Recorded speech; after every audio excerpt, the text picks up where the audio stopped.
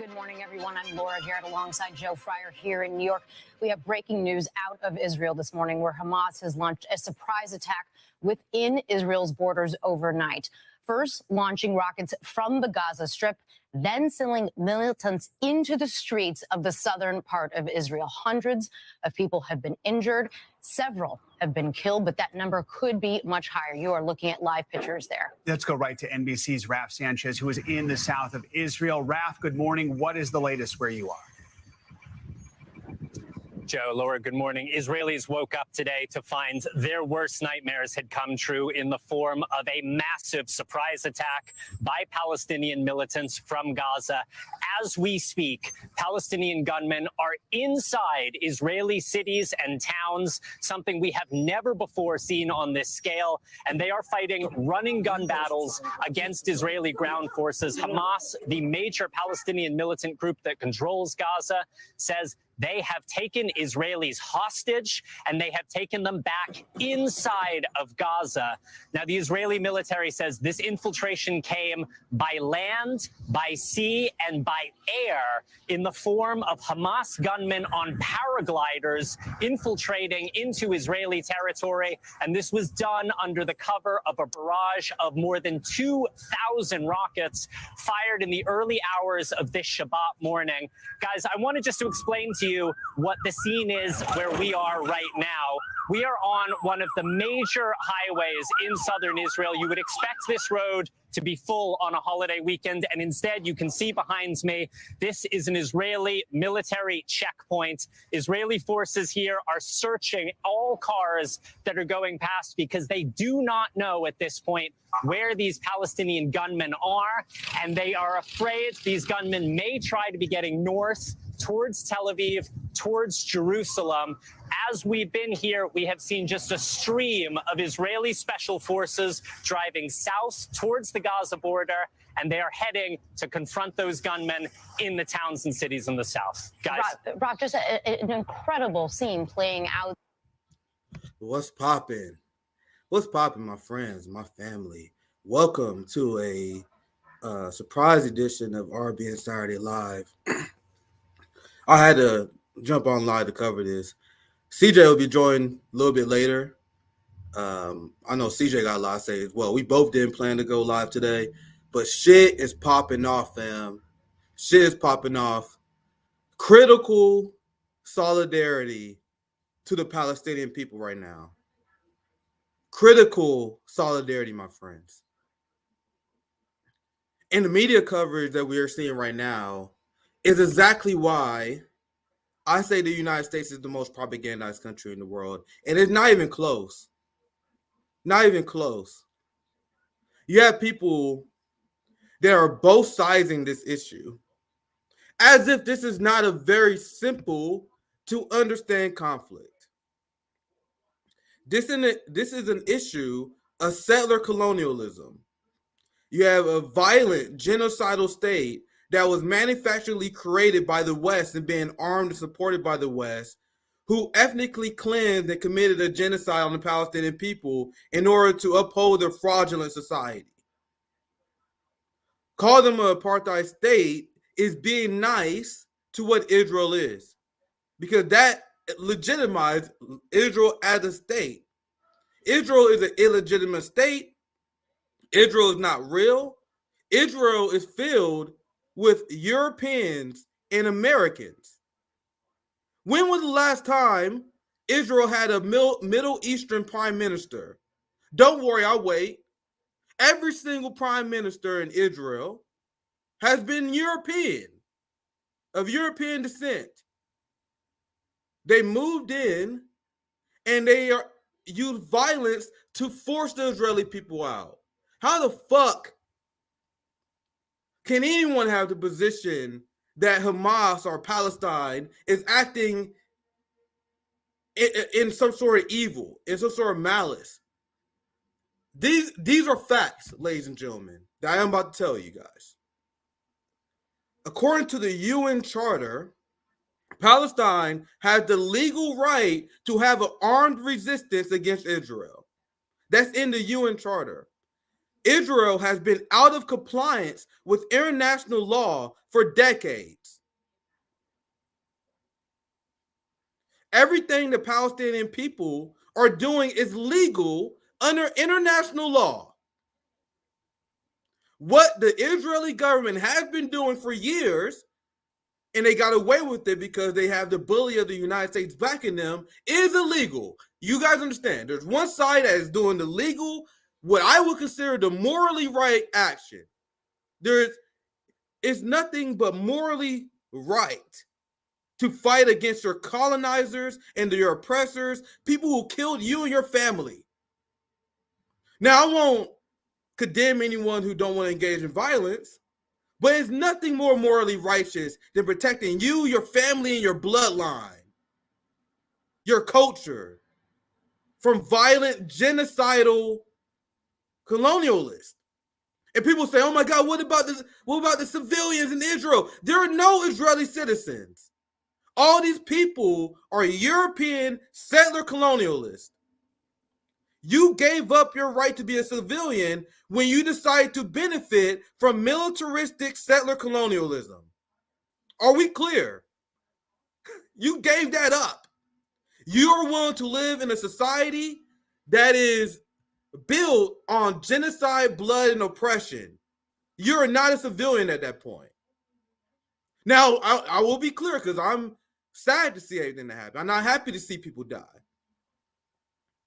But everyone that is part of the Israeli settler colonial state are occupiers and complicit with the violence that the Palestinian people have been going through. Now, if you guys think I am extreme, you think I didn't come up with receipts today? These are the people that are the quote-unquote civilians I'm supposed to be crying about. I think Israelis have to take over, and they have to kick them away. It will be much better not to kill them, just to go back to Arab countries. But it's really rightfully ours if you look at the history and at like the wars, and we didn't even start a lot of the wars, and we conquered these places rightfully, like it's ours. 1,400 years later, we come back. Now, I'm not saying that we can. That lady said we conquered these places, so it's ours. But I'm supposed to be sad for her and her family.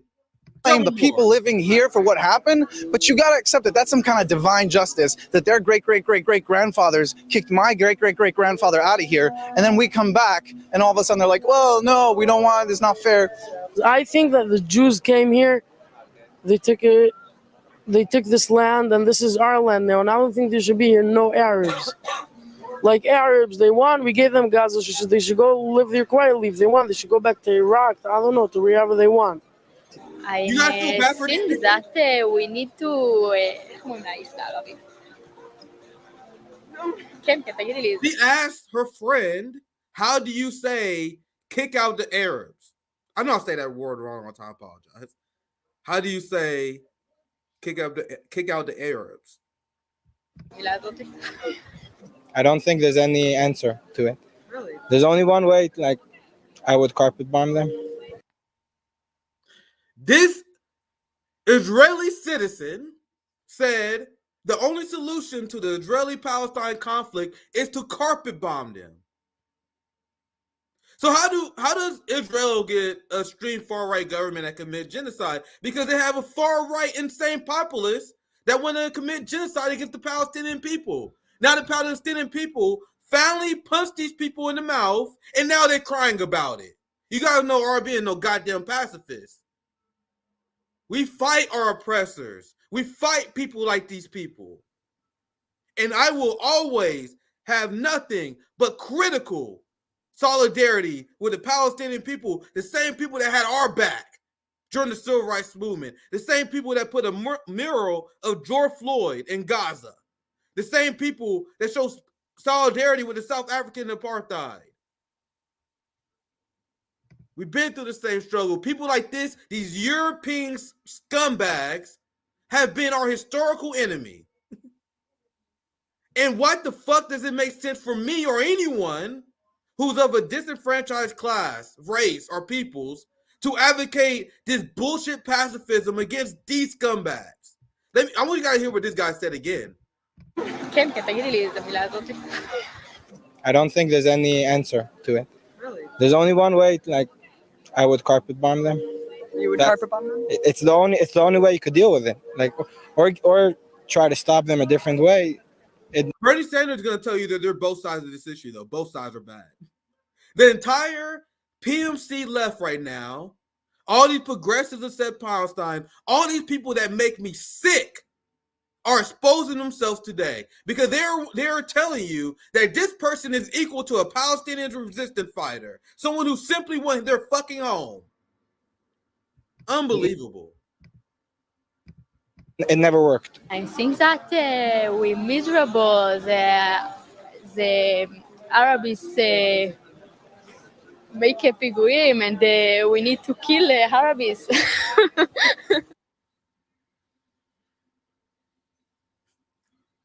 Beyond parody. I want you guys to understand that Zionism is one of the most extreme ideologies in the world. Zionism does not conflate with Jewish heritage because there are a bunch of Zionists in my mentions coping because I'm calling these motherfuckers out on Twitter where they say, oh my God, look at Nick being an anti-Semite, calling out Jewish people. I am not calling out Jewish people. Jewish people are amazing people, including the many Jewish people that stand against Zionism. This is not a religious issue. Zionism, these people are disgusting and they deserve to be Palestine. Let me put it like this. Palestinians deserve to be liberated by these people by any means necessary. You guys want to hear this part again? Well, read it because you don't speak English that well. Make a piguim and we need to kill Arabs. We need to kill the Arabs. No. I think another thing that the Jews should have rights to hate them. I think we have the right to hate them. I don't see a reason why not. I wouldn't trust any of them. אין מצב שיהיה פה שלום בארץ, אי אפשר לעשות איתם שלום, הם תמיד שונאים אותנו. אם אי אפשר לעשות שלום והמצב ככה לא יכול להישאר, אז צריך לטפל בהם בדרכים אחרות, אין מה לעשות. I think we should give them a country. If you're doing any problem, you just go in there to give them a country, and then it's going to be a war between countries, you know? If they're going to throw rockets, we're going to throw one big one and done. You think that's it? Now, I want to show you guys this because no one else in Western media is going to cover this. None of the progressive media is going to cover this, apparently. These are the enemy, fam. The same way the Nazis are the enemy. Zionists are the enemy. Wait till I show you guys Zelensky's quote. The people who are in bed with Nazis, like Ursula von der Leyen and Zelensky, they all crying for Israel as they call for Russian blood. Look at this. You want to see some more extremism from Israel? Which is commonplace. This is extremely commonplace, fam.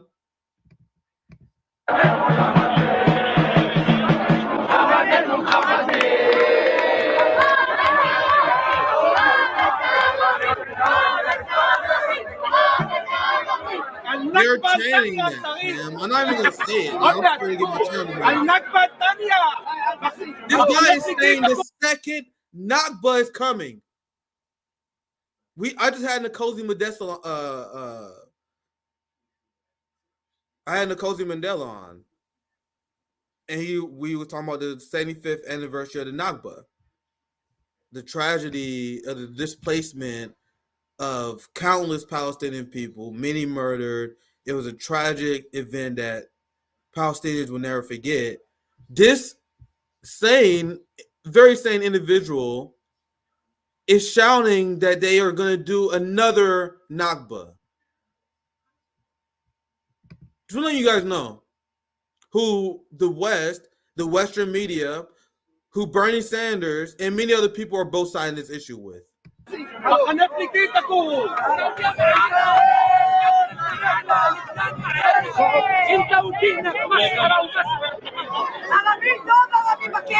Listen to this.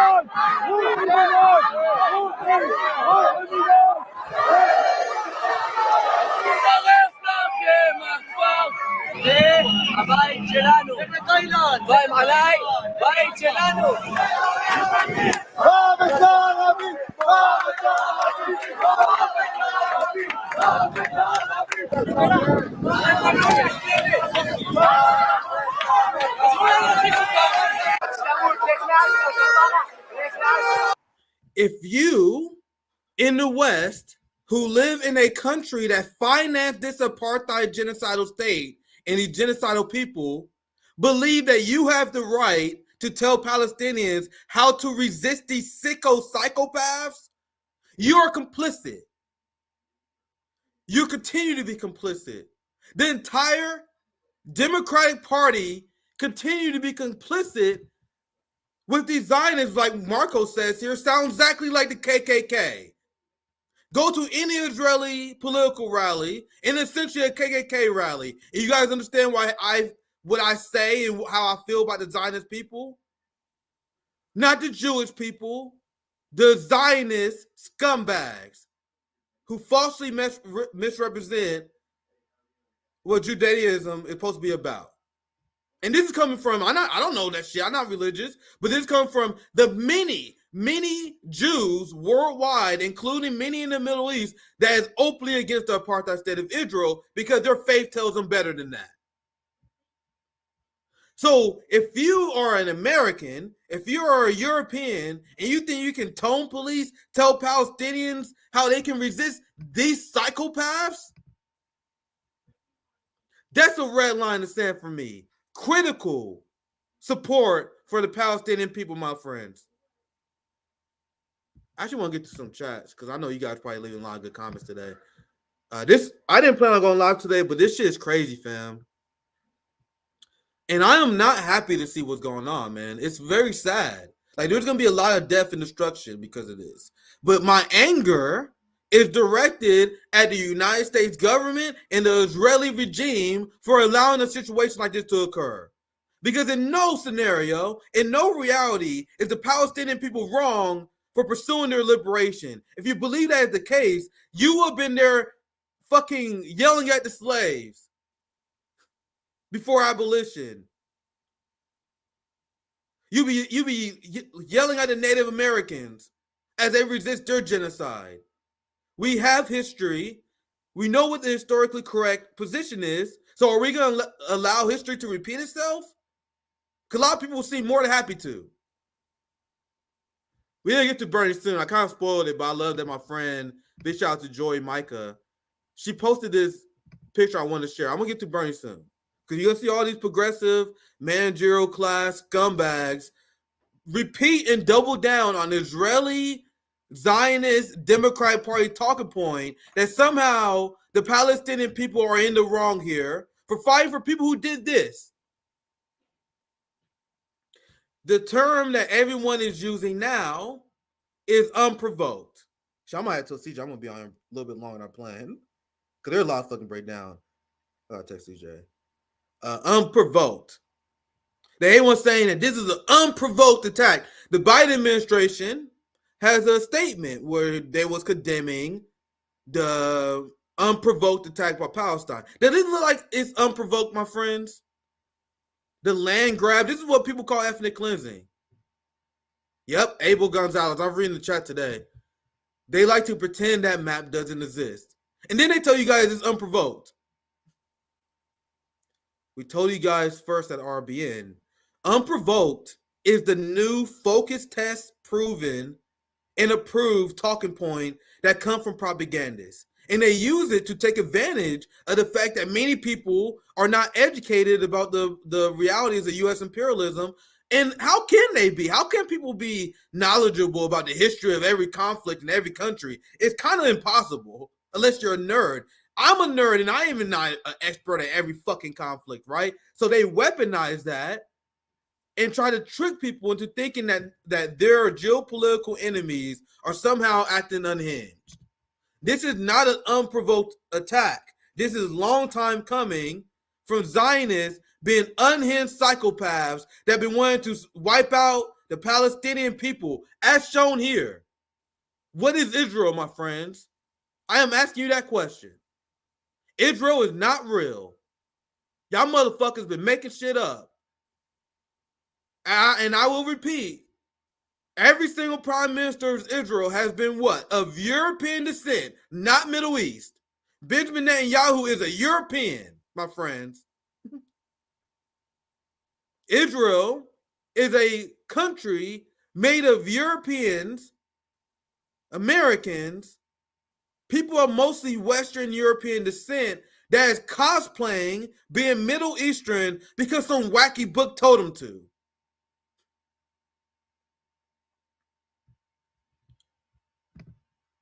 I need to actually kind of move on. Let's I did the stream Mr. Israeli. CJ should be joining soon.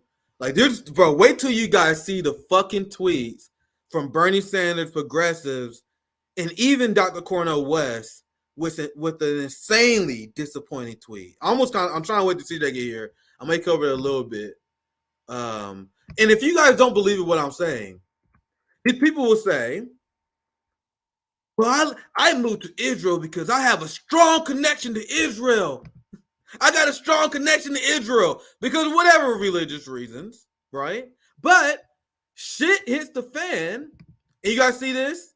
Benjamin Netanyahu put out a press conference that warned all his people that we are at war. We need to defend. Oh, yeah, I see people, yeah. Dr. Cornel West with the unexpected both-sided tweet that is getting brutally racial right now. Very, very disappointing. I'm gonna cover that here very soon. And you guys already know what CJ got to say about that. Unbelievably disappointing by Dr. West. But the message from these Zionists are Israel is our homeland. We have a strong connection to Israel. Meanwhile, the second that shit get real, and Benjamin Netanyahu said we're at war, look at all these Zionist cockroaches fleeing.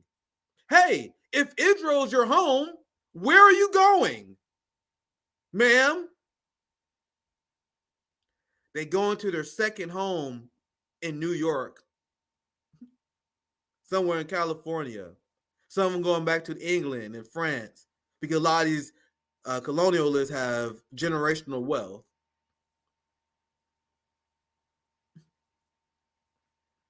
Where are you going? I thought this was your homeland. How is this your homeland? How is this your homeland? But you motherfuckers don't want to fight for it. You guys see how this is you guys see how this cosplay for them? There's a lot of good reactions. And the media coverage is exactly why I say the United States is the most propagandized country in the world. I've been watching the appallingly one-sided BBC News coverage of the situation in Palestine. So here's a few notes to the corporate media. Israel is in breach of international law, as I mentioned earlier. Palestinians are fighting to liberate their homeland from 75 years of Israeli oppression and terrorism. None of these things will ever be mentioned in the corporate media, especially this next point. The Israeli military and settlers are the militants, not the Palestinian freedom fighters. Imagine someone burst into your home, violently assaulted your people, your family, and then you defend yourself, and then people call you a terrorist. That's the reality of what it means to be a Palestinian. And many indigenous people that the West has victimized. So you look at the first 3 points. These are things that would never be discussed. Look at number 4. This is what I mentioned earlier. Armed struggle is legitimate under international law. Repeat after me, ladies and gentlemen. If you're facing an armed, violent occupier, armed struggle is legitimate under international law. Israel is out of compliance with international law.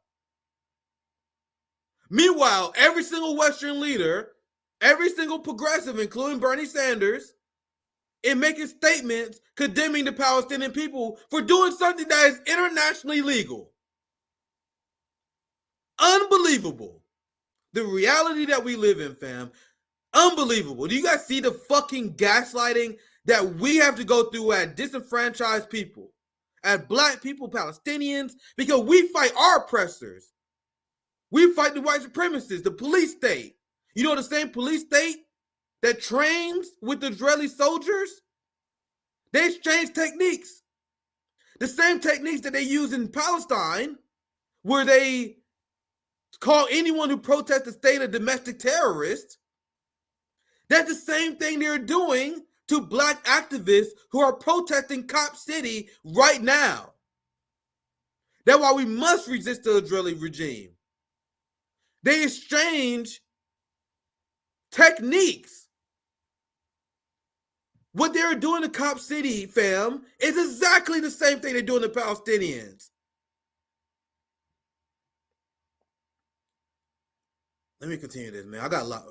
This is so frustrating, guys.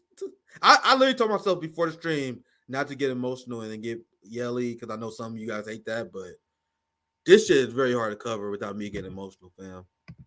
Like, for real. Number 5, Israel has been abducting Palestinians for many years, especially when you read the... I may just show you guys just the Israel tab. When you read the disgusting shit that's coming from Democrats and Republicans right now. And people wonder why we strongly disavow the two-party duopoly. Even Bernie Sanders sound like a piece of shit. All of them sound like a piece of shit right now. We need to have a revolution against these psychopaths in our government. Number 5, Israel has been abducting Palestinians for many years. Over 1,000 Palestinians are currently being held in administrative detention in Israeli dungeons. Let me say it for the people both sides in this again. Over 1,000 Palestinians are currently being held in administrative detention in Israeli dungeons. What's the next receipt? This is crazy. CJ gonna be joining us, so I can't wait to see CJ's take on this. CJ about to come with some fire too, man, because wait till I show you guys these tweets from progressives, man. I gotta kind of get through this, so I'll show you guys this. This is a great tweet from Remy. There are a lot of great people speaking truth to power right now. Not Dr. Cornel West, unfortunately. Not none of the progressives, but the people who actually care about human rights. There is no both sides argument. Only Palestinians live under military occupation. Only Palestinians have homes stolen for illegal Israeli settlements. Only Palestinians are being depossessed. Only Palestinians face apartheid laws. All of this was done by one side, Israel. This is a good friend of the show, Fiorella Isabel. The Palestinian resistance, with little to no support from the international community, has publicly humiliated the illegal occupation of Israel, a Goliath with U.S. funding and mass weapons. In a bleak world, it's about damn time we see good prevail. Free Palestine, free Palestine, free Palestine. And that's such a fantastic point because this is a giant embarrassment for the Israeli military and intelligence. And despite the horrific violence that Israel has committed against the Palestinian people, despite the insane ethnic cleansing, war crimes, execution of journalists like Shireen Abdul Akleh, the Palestinian people never give up. They never give up. This is their homeland. Their spirits don't falter. Despite that, they still fight back and they still embarrass this army that's propped up. Meanwhile, Israelis are fleeing. You know why? Because Zionists and Israelis, they don't want this shit as bad as Palestinians because they are occupiers. Palestinians with very little international support still fighting along for the right for their land. So it is a good thing. We are absolutely not pacifists here when it comes to resisting our occupiers. I'm gonna show you guys an example of what they will never tell you in corporate media. This is from Didra. The Israeli city. Well, let me read this one first, because this example of Israeli propaganda weaponizing shit that people don't know, including stuff like me. I don't know every single detail, so I'm glad I found this tweet. So this is what one person said: a summary of what's going on in Gaza at the moment. This morning, fighters from Gaza carried out an operation that took Israel by surprise, reaching Sderot and taking Israeli hostages amidst a barrage of rocket fire. So we're supposed to feel bad because Palestinians took Israeli hostages and fighting for Sderot, right? But what they won't tell you is that the Israeli city of Sderot was originally named the Palestinian village of Najd, whose Arab inhabitants sheltered Jewish Haganah militants from the British in 1946. The thanks they got was getting ethnically cleansed and expelled to Gaza by the IDF in 1948. So you're going to have all these people that are mourning the loss of Israeli land and cities, the same cities that the Palestinian people lost due to violent ethnic cleansing. And how many of these people that are telling you these stories on CNN, MSNBC, Washington Post, and New York Times are going to tell you the full fucking story? What was the name of the city before Israeli captured it, for example? So this is the Palestinian people doing a good deed for these people, and they got ethnically cleansed by Gaza as a result. So I think we got this one. I think we're gonna get to some world leaders' reaction. I'm gonna show you guys the unhinged reaction from the West. I know exactly who my enemies are. All the same bad actors are at it again, right? So for one, this is Benjamin Netanyahu, and this is why Israelis were fleeing. There's a ton of Israelis caught fleeing the country, a ton of panic because they don't really want this. They've been so comfortable with being backed by unlimited United States funds that now that Hamas has brought the fight to them, as they should, these people are panicking and running. But now Benjamin Netanyahu, a war criminal of the war criminals, right? He is the Michael Jordan of Middle Eastern war crimes. Super extreme. So, of course, he is taking this situation to essentially call for genocide, where he says there's going to be an unprecedented response on the Palestinian people. And when they say, and this is proven through every time Israel says this, when Israel says there's going to be unprecedented response on the Palestinian people, what he's saying is that he's about to kill a shit ton of women and children. That's what he's saying. And the Western leaders are going to say something like this. They're going to say that Israel has the right to defend themselves. So every single Western leader, including Maxwell Frost, who recently said this, every single person who says this, they're essentially giving the A-OK to the violent Israeli state to kill women, children, and as many Palestinian people as they want in response to this. So let me read a tweet. Since this morning, the state of Israel has been at war. Our first objective is to clear out the hostile forces that infiltrated our territory and restore the security and the quiet to the communities that have been attacked. The second objective, at the same time, is to exact at an immense price from the enemy within Gaza Strip as well. And fam, no spoiler alert, I'm going to tell you exactly what that's going to be. Israel about to kill a bunch of women and children. That's what's about to happen. So Benjamin Netanyahu is openly saying, we are about to commit some war. And you guys think we've been doing war crimes before. Nigga, we about to commit some war fucking crimes. the likes you guys would never see before. And every single Western leader is going to back that up and justify that. Let me continue with Netanyahu's statement, though. The third objective is to reinforce other fronts so nobody should mistakenly join this war. We are at war. In war, one needs to be level-headed. I call on all citizens of Israel to unite in order to achieve our highest goal, victory in the war. And you're going to hear a lot of Western media outlets and other progressive except Palestine people say this as well. Israel is at war. Now? Now you're at war. Y'all been committing war crimes. Palestine didn't start a war. There's been a one-sided assault on the Palestinian people. Palestine punched the bully one time, and now all of a sudden they're talking about war. This is the bully slamming the smaller child in the locker. He's slamming his head against the locker. He's stomping on his toes, flicking his nose, stealing his lunch money. And then the second the kid hit back, the principal jumps in. Oh my God, why are you guys fighting? Both of you guys suspended.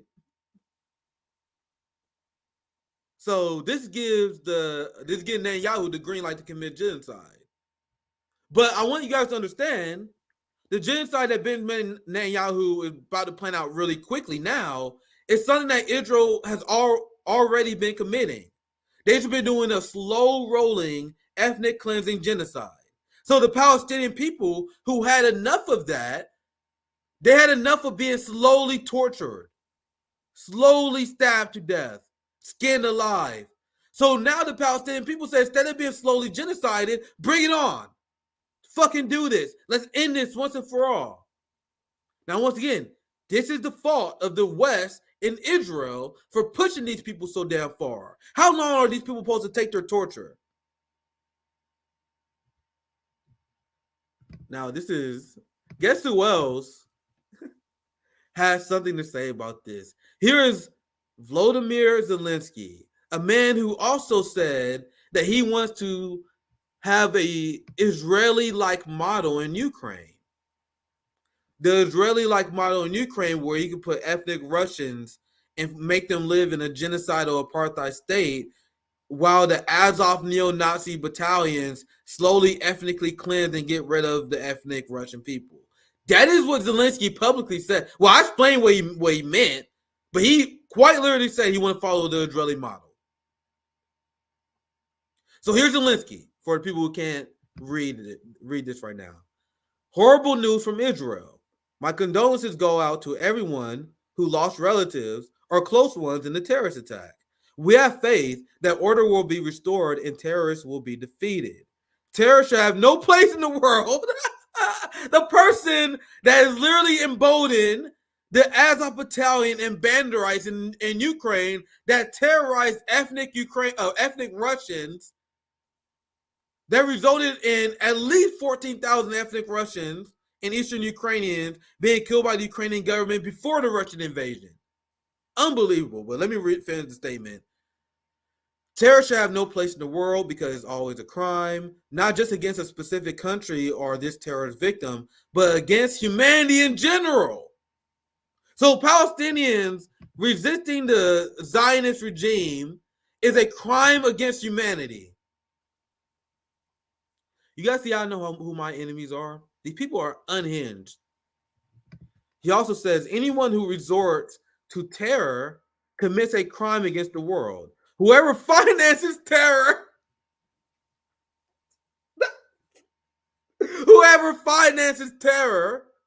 is committing a crime against the world. Fam, the United States is the number one financer of terrorism around the world. The number one financer of death and destruction is the United States. It's funding the violent Banderites in Ukraine. Jesus Christ, this statement is so hard to get through. Fam, progressives think he's a good guy. Unbelievable. Like when you write these tweets, he knows he's fucking with us. He knows what he's just projecting. I think the ruling class, I think they have a smile on their face. I think they have a great time trolling us with this bullshit. Oh, man. This shit is fucking crazy, man. Dude, this is probably something I'm covering almost every fucking day, fam. Like, you gotta know I'm on the foreign policy wing of RBN. This shit is about to be huge, man. I don't know. Chat, let me know what you guys think about to happen. Like, my mind is racing. Like, this is such a huge event that just happened. You have Saudi Arabia, you have Iran, you have Qatar that expressed support for Palestine against their attack on Israel. What is that going to do to Saudi Arabia and the United States relationships? Guys, there's so much fucking shit that's going to happen because of this. I gotta fucking I need to take a day to wrap my mind around this. This is a reaction stream. I'm just now remembering that, like, Iran, Saudi Arabia, they are on the side of Palestine. Fucking Qatar came out. I'm sure many other Middle Eastern countries are coming out in favor of Palestine because they all hated Israel. You've seen this at the World Cup. What is it going to do to the U.S. and Saudi Arabia? You have Russia that is fully in support of a peace negotiated deal and for Palestine to have their own independent country. Fam, this is going to be crazy. And if you want to have ongoing coverage of this, make sure you subscribe to RBN because this is just my first stream on this. So I just can't. Like, there's so much to cover on this. I still haven't got to the world leader statements. I haven't seen the rest of the world leader statement. I'm going to read Zelensky, von der Leyen, Ursula Leyen, and Biden. Let me continue this.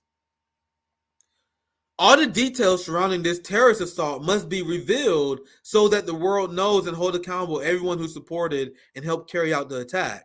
All Ukrainian citizens who remain in the rich zone. So,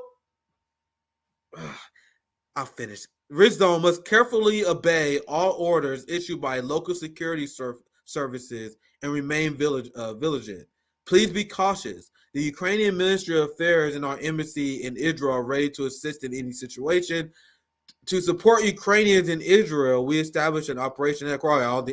This is bullshit. The last part, every life is valuable. We condemn all forms of terrorism. Every life is valuable, except the generations of Ukrainian men that we are sacrificing in order to have NATO expansion, in order to appease Western oligarchs, so I may be in their club. I need a drink, man. This shit got me screaming today, bro. I had a drink. This shit literally had me screaming today. This shit is bonkers, fam. This shit is Joe Biden. This is Joe Biden's statement right now. This is the guy. This is the statement from the guy that many people, like Zach from the Vanguard, voted for Biden, by the way. Jordan from Status Quo voted for Biden.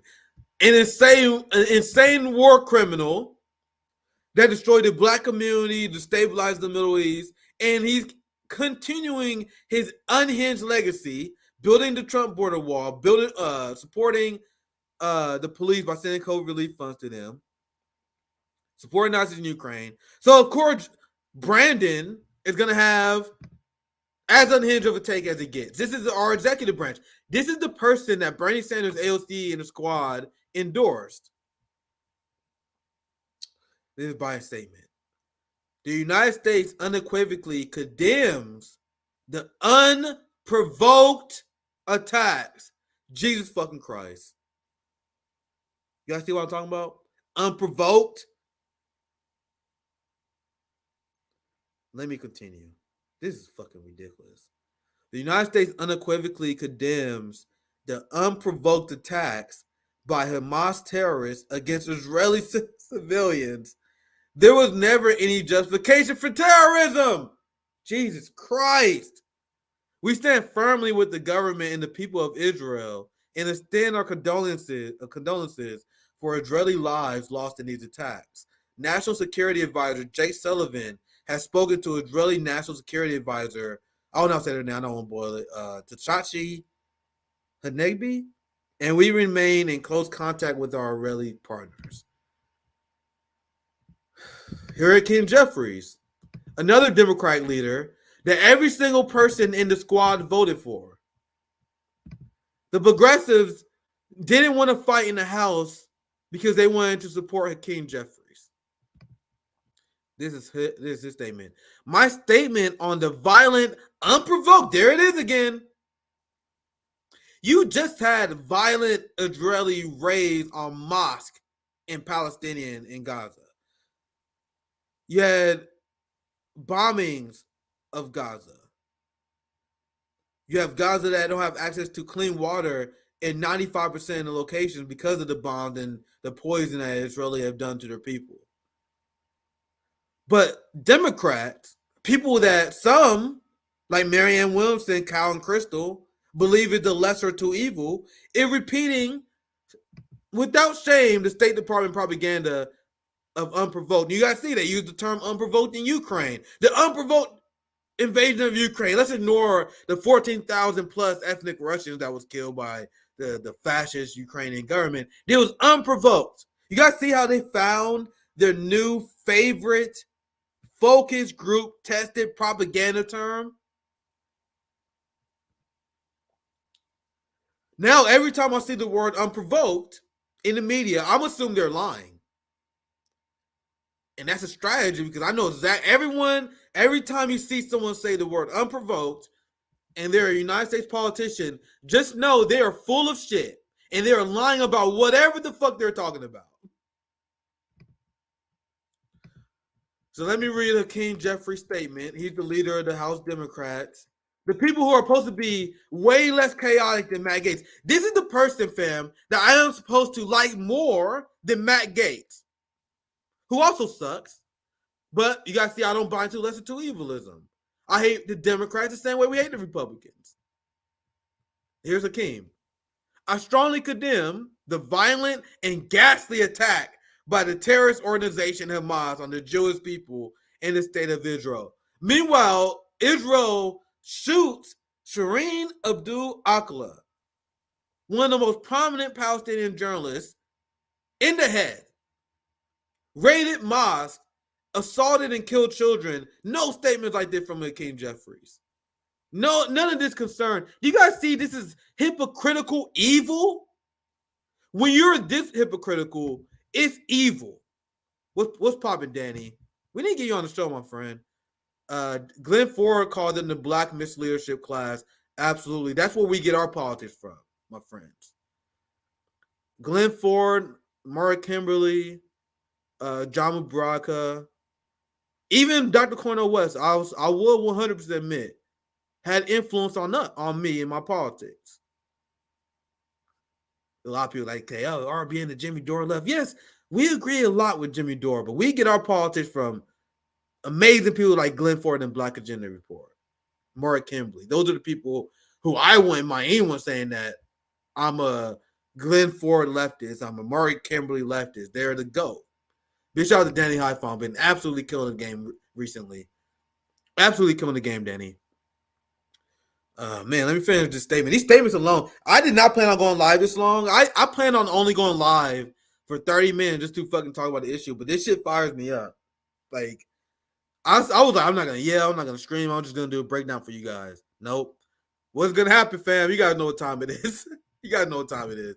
Anyway, let me read this again from the beginning. I strongly condemn the violent and ghastly attacks by the terrorist organization Hamas on the Jewish people in the state of Israel. The loss of life in Israel as a result of the violent, calculated, and unprovoked attack by Hamas is heartbreaking. America stands firm and unequivocally with Israel. That's exactly what RFK says. Fam, wait till I show you guys the RFK tweet. What's poppin', CJ? Join whenever you're ready, my friend. I went longer than I planned on, but this is going to be a fun, unplanned handoff show, right? Let's see. I keep getting distracted, but you guys, these statements are all the fucking same anyway. The Congress must stand with Israel until the invasion by Hamas has been crushed, and security in southern Israel and throughout the country has been permanently restored.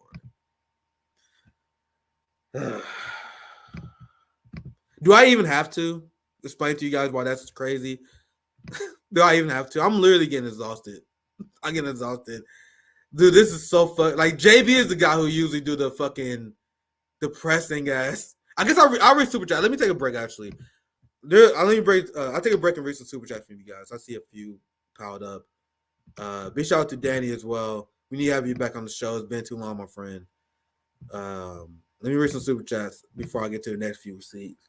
It's already going long on web, but this is very necessary live stream. Thank you for the $20 to Wendy for the super sticker. I appreciate all the support from you guys. Thank you for the $10, Keel Jones. Oh, this is exactly what I said, fam. This is exactly why I tweeted 2 hours before RFK sent his statement out. I'm going to show you guys that soon. That's a spoiler for later this show. Where after I read the Israeli news, one of the takes I had in the beginning was, I can't wait to see the unhinged bullshit that comes from RFK. And just as we expected, RFK is trying to win the competition for the most unhinged garbage that we're going to hear today.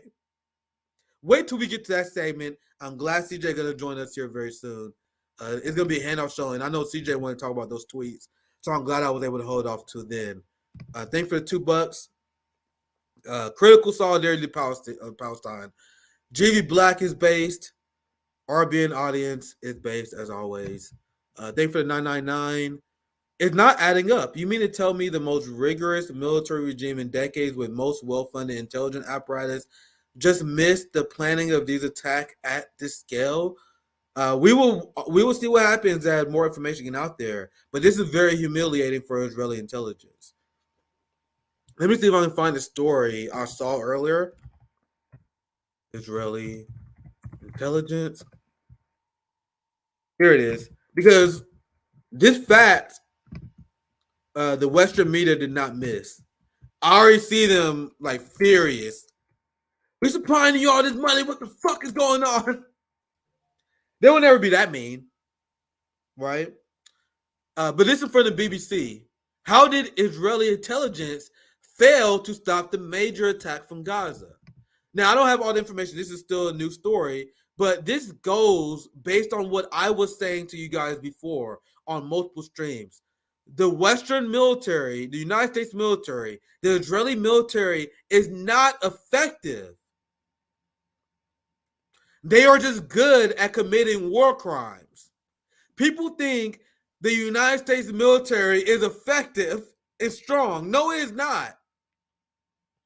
The United States military lost every fucking war in the last century. They haven't accomplished their geopolitical agenda my entire lifetime. The war on terror was won by the terrorists. The United States got their ass beat in Vietnam. They lost Korea. That's why there's a North Korea. If the United States won, there wouldn't be no fucking North Korea. The United States, as well as the Israeli military, are not effective. What they do really well. The United States and the Israeli military is fantastic at causing civilian death, harm, and destruction. Not at accomplishing military objectives. Not at actually defending their people. They're not good at defending their people. They're not good at accomplishing their geopolitical goals. They are good at death and destruction. That's why when Russia rode into Ukraine and they didn't kill hundreds of thousands of Iraqis immediately, like we did, they were like, oh man, Russia must be losing. What's going on here? Why they not just killing the shit out of everybody like we do? Right? That's a good observation, and we may get the truth on this later, Juan. That's why I love reading super chats as well, because our community is always based. And whenever we get trolls, it's fun to take trolls on too. I love reading super chats. Thank you for the $5, Sean. What's terrorism? Anytime that word is used, it's to manufacture consent for state violence, repression, and war. The mass shootings are false flag attacks too.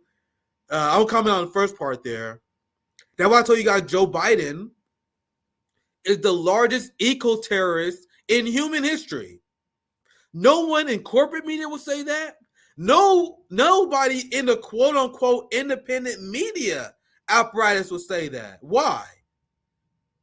Because they're brainwashed by American civility politics. I told you guys to use the same language that our ruling class used to describe our enemies is exactly how we should use to describe them because they do way worse shit. So Vladimir Putin is a war criminal. Hamas is a terrorist. No one is a bigger terrorist than Joe Biden. No one is a bigger terrorist than George W. Bush, than John Bolton, but they're not referred to that in our society. So I implore you guys, this is what I do rhetorically well. You guys must take the language of the propagandists and flip it on their head. That's exactly why I say Joe Biden is the biggest eco-terrorist in human history, because if Putin did what Biden did, that's what they would say about him. What's popping, CJ? I'm glad you able to join me. Just join whenever you're ready. No rush. I was getting some super chats. I'm glad I was able to hold off the tweets from all the PFCs until you got here. So CJ gonna join us here soon. There he is. What's popping, brother? What's up, man? I was just getting my lighting and everything set up, and I'm here though. But I've been watching the whole stream, and it just couldn't happen so perfectly. I hope you can stay along, as long as you can to cover these tweets because there's a lot. Yeah, I can definitely. That's my last. I'll definitely cover that with you because I wasn't planning on going live. I don't know if you was, but after this Israeli shot, like, bro, I definitely got to pop in. Because I'm more the foreign policy wing of the RBN. I had to come in and get my perspective. But go ahead, CJ. I know you got a lot. No, I love this. I love this, and I love the coverage. Because like I said yesterday or a couple of streams ago, you're the one that knows the most information. You at least know where to go get the source to information. So the presentation for the audience is great because you're giving an in-depth analysis. You're not seeing this, Nick, anywhere else. Yeah. You are an hour deep. Nigga, they covering this on the news for about 20 seconds. Yeah. About 20 seconds the wrong way. Yeah, so that's why this is absolutely great that you came on and did this. But if you want to continue with the super chats, I'll set up the next segment. Go ahead. That's why I had to jump on immediately and correct the record as quickly as I could. Because you guys think that Ukraine war propaganda is bad, which it is, but bruh, Zionism is next level shit. You're getting the same message from every single Western media outlet. The same thing that Hakeem Jeffries is tweeting, the same thing that Mitch McConnell is tweeting, is the same thing that progressive Democrats are tweeting, essentially. Let me finish the super chats. We had quite a few come in. I paused my statement so I can get a few of them so I don't get too caught up. So thank you for 499 Everton. This is exactly what I tagged y'all about yesterday on Twitter. Absolutely, Everton. Always providing great receipts to us as well. I saw this coming when China brokered the peace. Interesting, Everton. Appreciate the super chats. Thank you for $20. Hey, Nick, thank you for covering this day. You guys know the Israel-Palestine cover. Well, that was one of the things that got me to you today. I've been covering that from day one. Soon as shit popped out, I had no plans on going live today. I have my friends coming over a little bit later today. It's gonna be a fun day today. No plans on doing that, but this shit, I've been waiting for this pop up for a while. You know what I mean? Like, this Israel-Palestine issue is the core issue, which is why I could never let people like RFK and Marianne Williamson get this shit wrong. I could never let people get this issue wrong. It's way too close to me. I had Nicole Mandela, the grandson of Nelson fucking Mandela, on our show to talk about how important this issue is. But y'all think I'm gonna vote for a Zionist? Fuck out of here. Thank you for another super chat, Everton. Thank you for 499. It's exactly how I would plan things if I'm Russia and China to exhaust the global hand of the West, Africa, and Indonesia, all part of that plan. I don't think it's interesting theory, not a plan of Russia and China. This is the result of chaotic pro-Zionist policies. Yeah. And that's an interesting theory, Everton, but that's how I'm going to frame it. Like, if you guys are upset at the chaos, and I am upset, CJ, like, this is not good to see loss of life. Like, a lot of Palestinians are going to die because of this. But that anger goes towards unhinged, fucking psychopathic Zionist policies as a result of that. So maybe you're right and maybe I'm wrong, but I will always put the blame on Israeli policies first and foremost. Thank you for the $5, Tulio. Where will BRICS play into this, I wonder? Saudi Arabia that's a good question. That is a good question. Saudi Arabia just said they supported Palestine, and they were just recently admitted to BRICS. So we see. I'm interested to see what Lula had to say, to be honest. Lula's and AMLO opinion are the world leaders I'm looking forward to the most, seeing where they land. Because they're also leaders who are not right on everything, too, right? AMLO and Lula is not good on Haiti, for example. So they are not like they could possibly get this wrong, but Lula has been a long-time Palestinian supporter. Like he's been historically great on this issue. So I'm very interested to see what Lula. I might actually literally Google that midstream to see if he said something. Yeah, just in case he dropped something. Go ahead. I read like maybe 2 or 3 more, and then we read the rest later, just so CJ not waiting all day. Thank for $20, Sarah. First love to Zoya. Zoya's love. Zoya's life.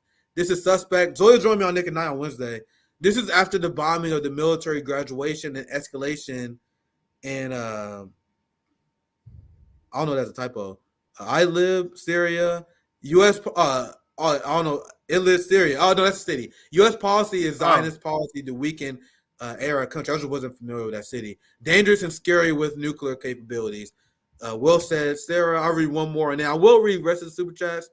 If you guys want to, comment you want us to read, feel free to keep them coming. After our next segment, this is the last one I'll read for now.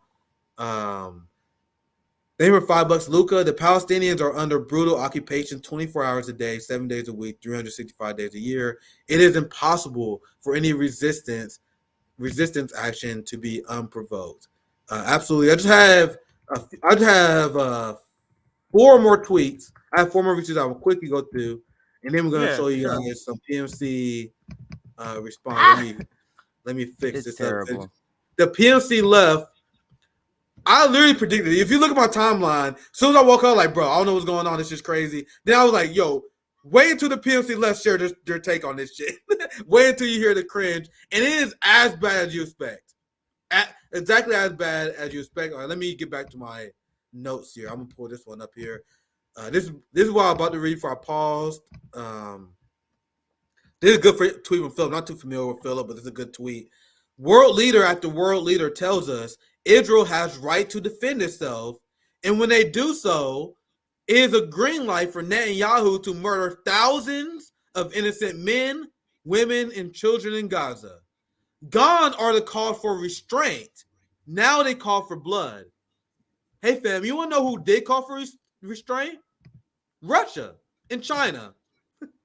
Obviously I can find it real quick, but I saw Russia and China's statement on this where they call for immediate peace and de-escalation.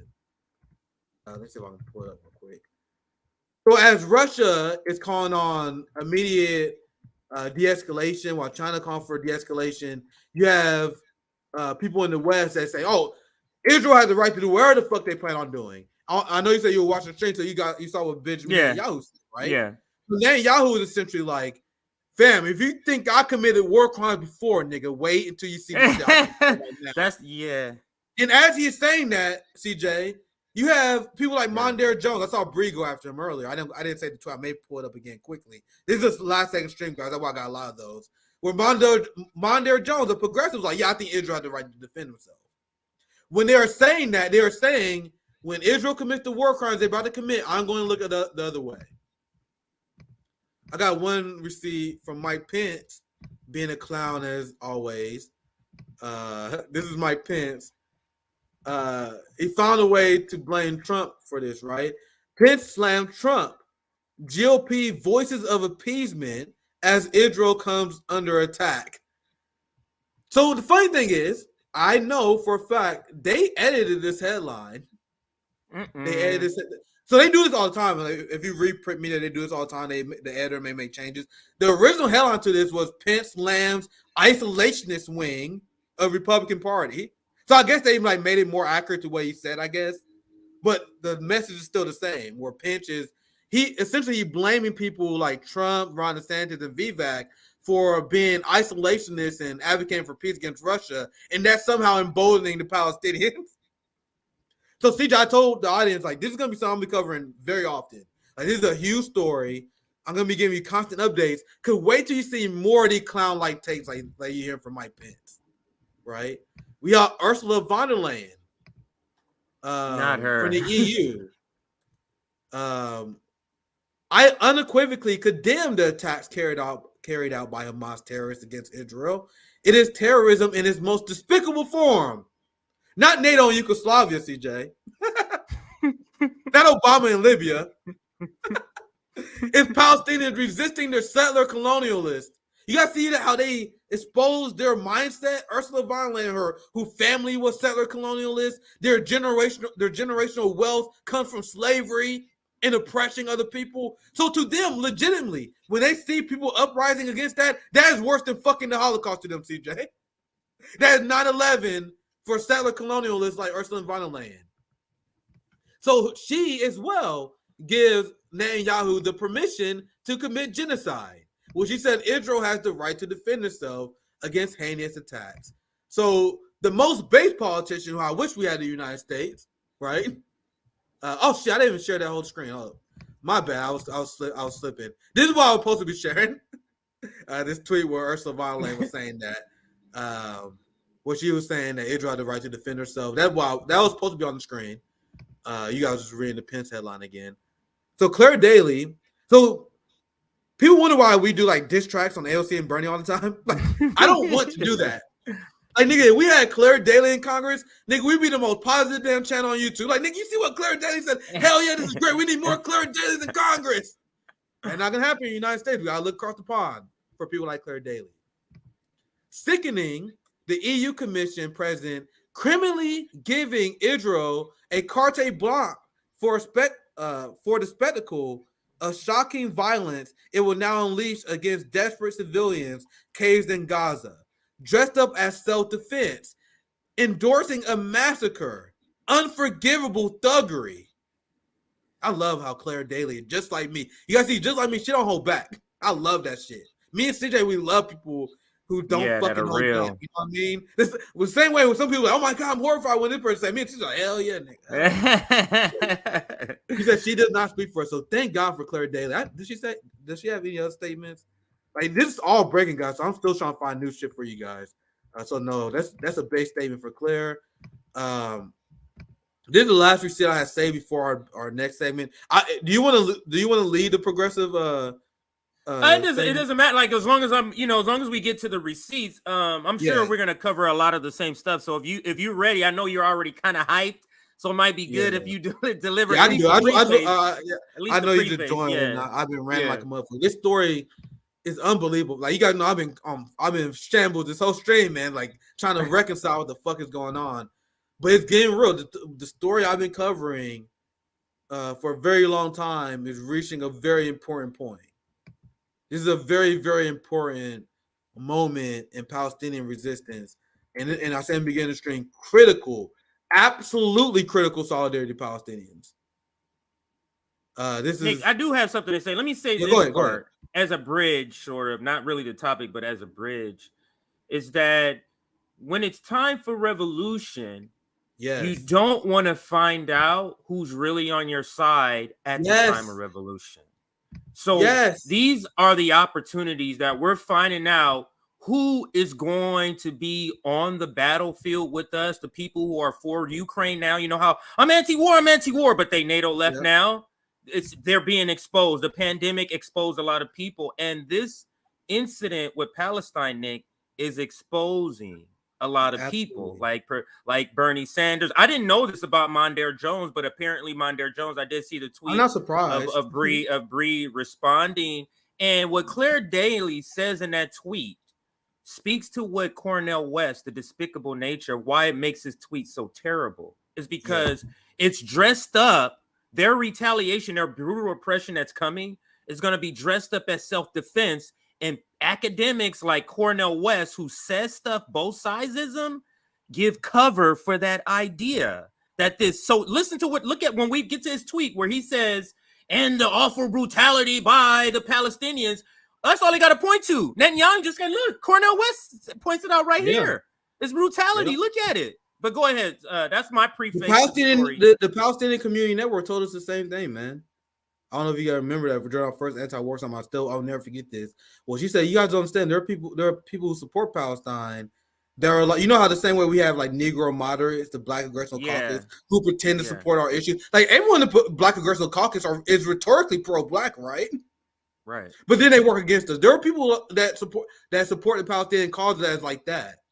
And so I get my messaging from the people like the Palestinian Community Network. I actually talk to Palestinians, unlike other leftists, right?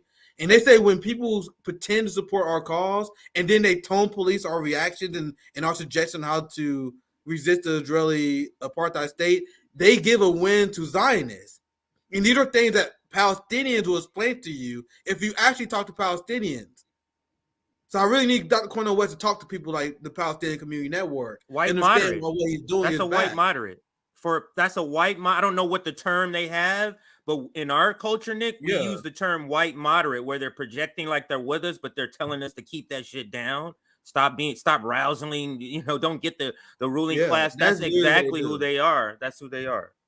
But continue. Go ahead. So this is my tweet before this, and this is my way I intro this segment. Because in my life, I gotta go here soon because I actually went longer than I planned on.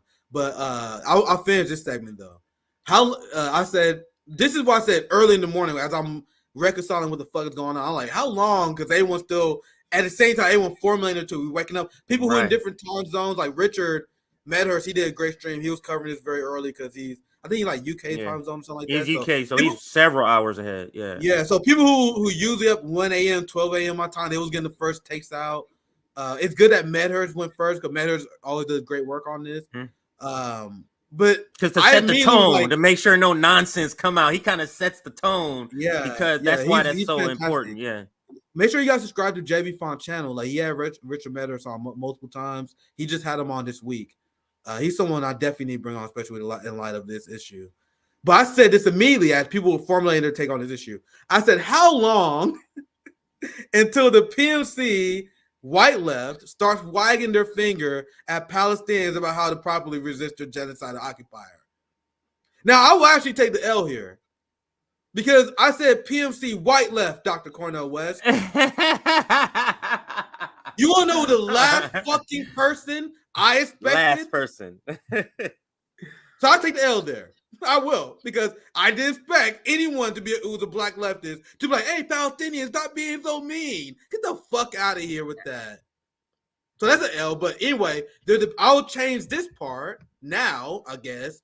I would change this part, if I had a chance to edit the tweet, to the PMC class, right? How long until the PMC class start wagging their finger at Palestinians about how to properly resist their genocidal occupier? And I continue, and I explain this to Dr. West as well. Actually, no, I actually kind of shared this in Dr. West's tweet, so I should share that part later.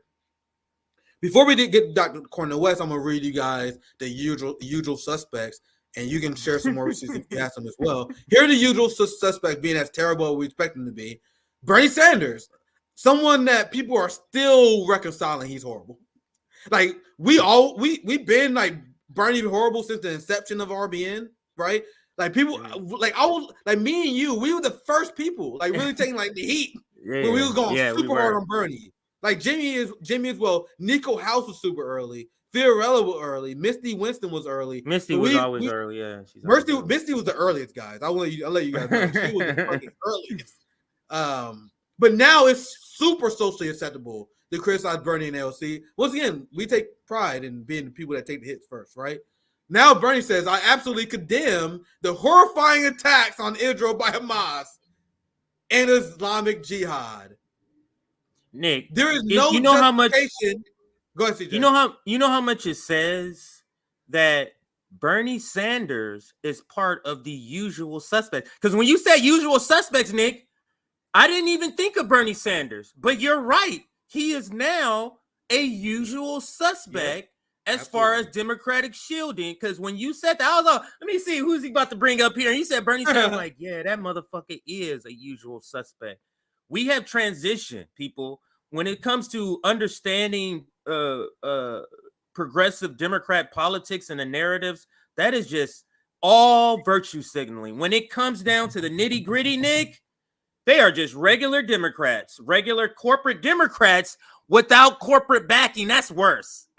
You got community worker based backing, and you're still making corporate decisions. What kind of shit is that? Go ahead. Nick, that is amazing. It does not surprise me when Bernie continued to do horrible shit now. I remember when he used to be surprised, like, damn, Bernie, what the fuck? Now it's like, oh, here Bernie at it again, being a shit lib. This is the criticism that even Dr. Cornel West had on Bernie Sanders. He came on our show and said Bernie Sanders is weak on imperialism. Bernie Sanders is weak on the Israel-Palestine issue. So I'll put Bernie Sanders, his tweet is horrible. Not Cornel West is tweeting not as bad as Bernie. Yeah, it's not as bad as Bernie. Yeah, it's not. There's level to this shit. Got a Cornel West tweet is still not good, but Bernie is like the king of the sellout mountaintop, right? So I'll start from the beginning. I interrupted myself. I absolutely condemn the horrifying attack on Israel by Hamas and Islamic Jihad. There is no justification for violence. No justification, CJ. So if you're a slave, if your master enslaved you, you got a way to free yourself. This is the example that Kwame Ture uses all the time. So your master got you enslaved, and you have a weapon, a mechanism to free yourself. You're not going to engage in it. And that's what Bernie Sanders says. Yeah. That's what Bernie Sanders would say. That's the white. How is that literally not the definition of white moderate? How, that's Nick? Exactly what you've been saying. And you know what this is else exposing to me? I don't know if you think of this as a black person. When somebody says this, I'm thinking you would be on the side of the slave owners in the time with my ancestors, Bernie Sanders. If this is your take, you would absolutely be one of the people saying, slave, don't rise up and do nothing. We're going to do this through legislation. Yep. Look at the last part here. There's no justification for this violence. Terrible. Innocent people on both sides will suffer hugely because of it. It must end now. Bernie Sanders, innocent Palestinian people will suffer no matter what happens. This is the analogy I used earlier. CJ, are you going to be? Will you allow yourself to be tortured forever by a psychopath, or will you just essentially fight the motherfucker and try to end it? So the Palestinian people are being slowly tortured, genocide, and ethnically cleansed by the Israeli government with no signs of that slowing down. Not only is it not slowing down, the Israeli apartheid regime has doubled down. So yes, people are suffering right now because that's the result of United States policy in Israel. But Palestinian people will suffer no matter what happens. So what freedom fighters do when they in this lose-lose situation is they fight. Our ancestors fought. Revolutions were fought by people who fought. People suffered in order to stop the continuation of suffering and torture. Bernie Sanders. Unbelievable. Like, now you guys see why I say Bernie Sanders is white moderate? CJ, how many people have we shocked? By saying, Bernie,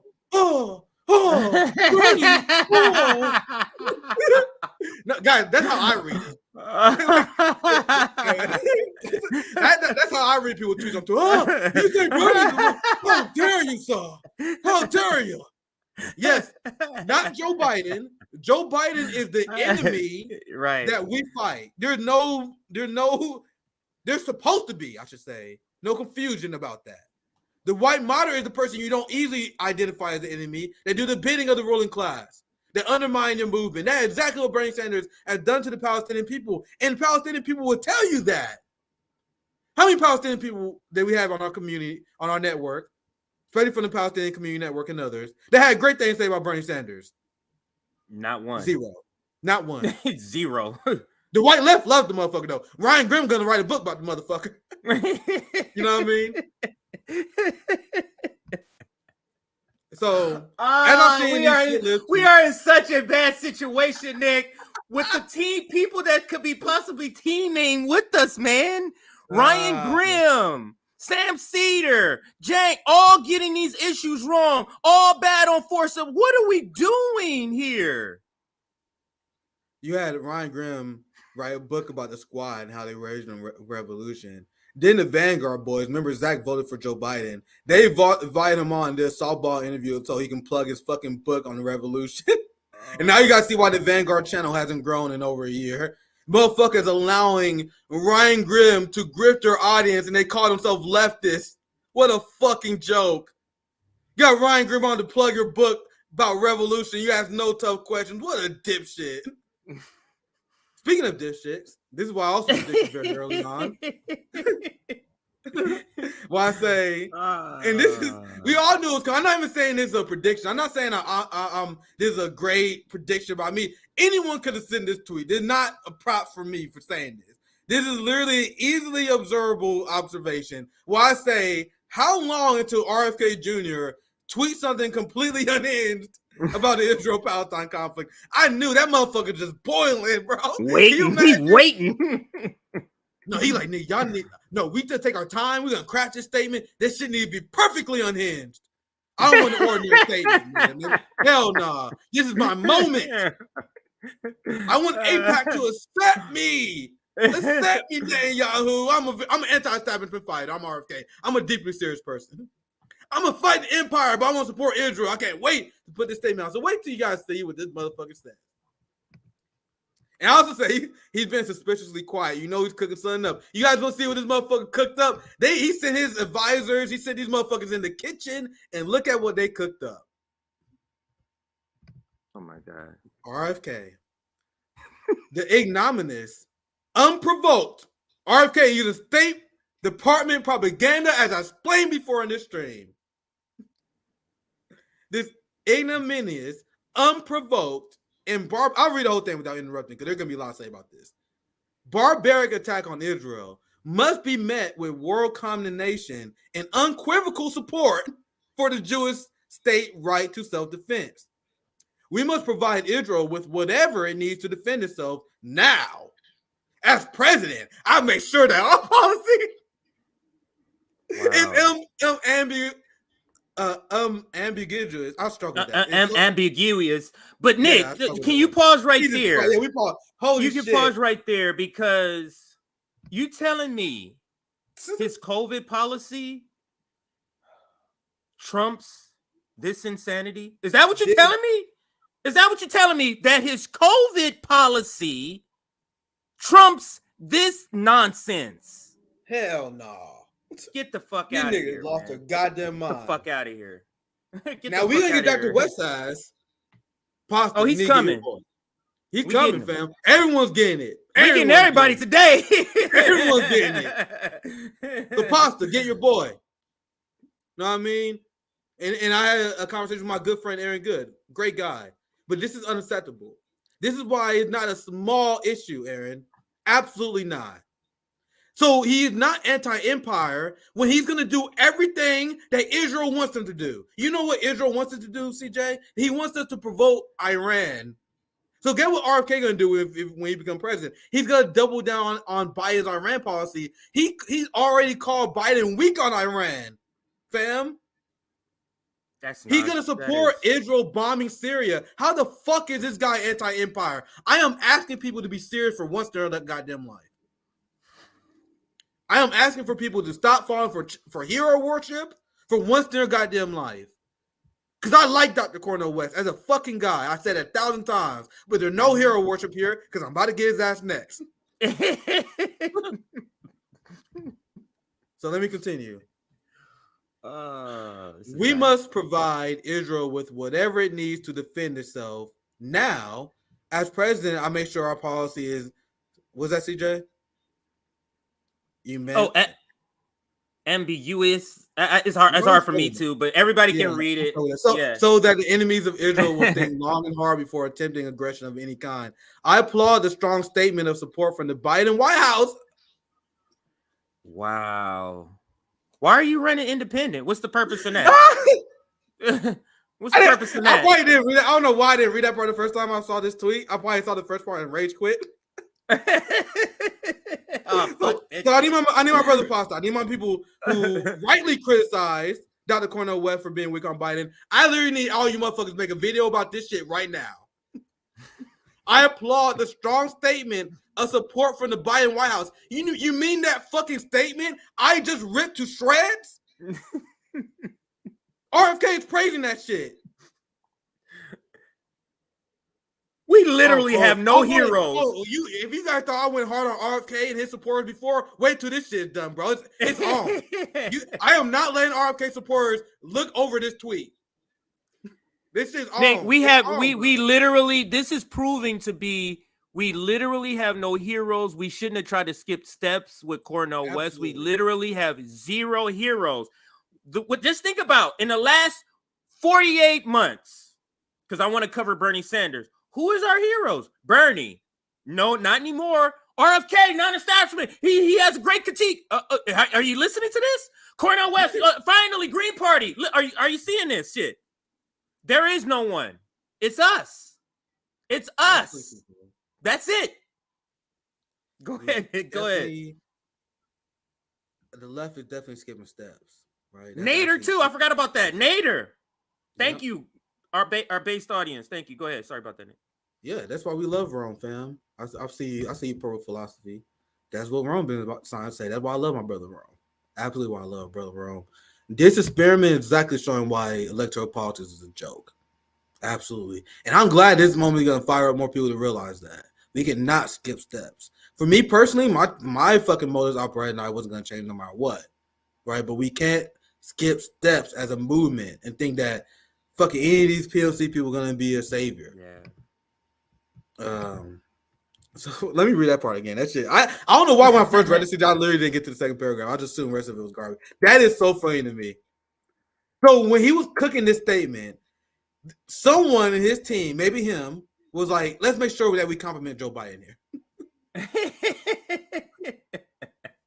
That's unbelievable that he says this. They probably have a person on the staff, the Joe Biden compliment checker. Wait, does this compliment Joe Biden? It does not. Yeah. Can we insert something here, sir? Oh man, like I'm gonna give props to every RFK fan who do cover this though, but there gotta be reconciliation. The people who don't cover this cringe, it's sus. I applaud the strong statements of support from Biden, White House for support of Israel in her hour of need. He giving Israel gender now. Wow. I thought he didn't like gender pronouns, man. You know what? That's a propaganda tactic, Nick. That this is literally a propaganda tactic that you give it female features because female or childlike features. So those are two tactics you give. You don't give it masculine terms. It's so that you emotionally connect to that. That is a tactic. That's not happenstance at all when you do that. So right wingers, not necessarily saying only RFK, but I've seen him go along with their talking points on their show. He don't like conflict with those people. They hate pronouns, but they will call Israel her in a second. He applauded Biden for standing up for Israel in her irony. Now pronouns are important. Now we're talking about Israel, right? Isn't that funny how the right operates? Yeah. However, the scale of these attacks mean that it's likely that Israel would need to wage a sustained military campaign to protect its citizens. Statements of support are fine, but we must follow through with unwavering, resolute, practical actions. Unwavering. That's a scary word to use, fam. America must stand by our allies throughout this operation and beyond as it exercises its sovereign right to self-defense. Jesus Christ. That's RFK saying the same thing as Ursula von der Leyen. RFK sounds like fucking Nancy Pelosi right now. Oh, Jesus Christ. Somebody said that. Was that you or somebody else? That was me. I fucking got almost 15,000 likes saying that, fam. I didn't know that. Crazy. I just saw it. Crazy. So he sent this tweet out 2 hours ago. I said, you sound like Nancy Pelosi right now. And that shit gets 15,000 likes. Yeah. Get wrecked, you fucking Zionist bitch. You get fucking wrecked. That's funny. That's fucking hilarious. I'm never going to ratio RFK. He got too many followers. He got 2 million. He got 2.4 million followers. You're not going to get a ratio on him. But if you get 1,500 likes in 2 hours, that's pretty damn good, I think. Yeah. I'm not going to get a ratio, but that's pretty. Look at Sabby out here, too. Look at Sabby. Sabby be going ham at RFK. Sabby be going ham at RFK. So I'm with her, too. I'm with anybody critiquing any of this nonsense because we have to. The reason for me, and I need to start saying this more often, the reason for me, Palestinians in this issue is such a big issue that is not negotiable is because this is the Black issue 200 years ago. Yes. This is our issue in the 1800s. And whoever is siding with Israel would be siding with the slave owners. Absolutely. That's how I look at this. So if you're siding with Israel, RFK, you would absolutely be finding a way to side with slave owners. This is super interesting, CJ. This wasn't planned. I found this scrolling. Kim Iverson, giant, notorious RFK supporter. Don't tell me she said, and there goes my candy vote out the window.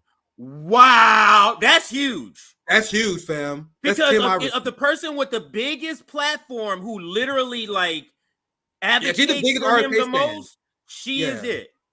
She is it. That's how fucked up. That's how bad this statement is. Now we need to see Dr. West fans say the same. You're gonna be consistent because I found one RFK Jr. fan at least consistent. Yeah, and you know what? I give Kim Iverson. I've had critiques on her on some of her culture war stuff, and I still have critiques because she does dabble in that.